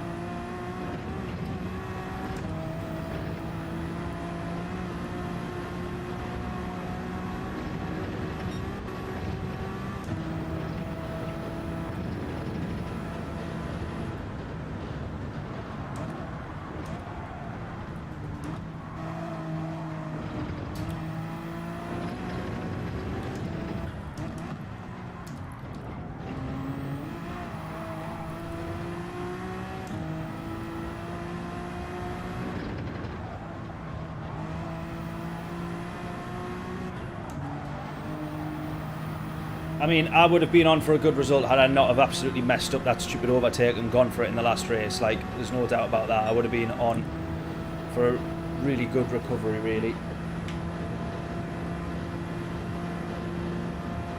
Bordering on assassinations, yeah. Well, that was pretty much my last attempt of an overtake, but never really done in a way where I know I'm putting the other person at risk. If we were on, we were trying to hang around the outside, and I knew worst case is that we would clatter the apex curb and we would be off and get reset or whatever. Trying to do it around the outside of here. As soon as we hit this curb like that and done more or less that, we knew it was game over. So there we go. Right, really appreciate everybody stopping by and hanging in there on this stream. Our actual manufacturer's attempts were good, but these were not so great. Yeah, manufacturers usually the same here. We've had a couple of good races, manufacturers, but still some questionable stuff in there. But yeah, who knows? Who knows what they need to do to improve it? Maybe just we need to get into some better lobbies. There's plenty A+ drivers in this one as it goes, but yeah, nightmare overall. Nightmare, nightmare, nightmare. We've had a good stream though. I've still enjoyed it. And we've had some good races and some really good streams this week. Unfortunately, we didn't manage to stream every night this week, which I wanted to, but just everything work-wise at the moment, absolutely so busy, so not quite managed to do that. But I doubt we'll get to stream tomorrow. If I'm being perfectly honest, it's F1 and stuff, so unless I get a chance through the day, but I don't think that I'm going to. So we will be back Monday. I hope everyone enjoys the F1. We've still got qualifying to go, see who's on pole and front rows and all that sort of stuff, and then of course the race tomorrow night as well. My money's probably on Ferrari, I actually do think, not just because they've won the last race, but I think that overall they've been looking all right from what I remember seeing. It's weird because we've not really been able to see much testing because of the way things have been going on, and then they've had the Pirelli test in FP2, haven't they? So realistically, this FP session that we're about to watch, or that's ongoing at the moment, that's going to be the real telltale. So no worries at all, John. Have a good Monday night, Monday day, weekend, long weekend, whatever it is that you're up to. I'm assuming you're away somewhere or doing something a bit more fun. Fingers crossed. But yeah, Sainz will win. Who knows? I might have some money on Ferrari, I think. All I want is Max Verstappen to have a nightmare of a weekend. So I'm hoping that this issue that they've had ongoing with the engine, they'll have probably fixed it by now. But I just want that title fight to be as close as possible going into the final race. And then who knows? Abu Dhabi 2024, a safety car on the last couple of laps. How about it? Wouldn't that be interesting? Simply lovely. Right, catch you all on Monday then. Enjoy the rest of your weekend. Enjoy F1. Enjoy anything else that is going on. I will catch you all on Monday. Toodles!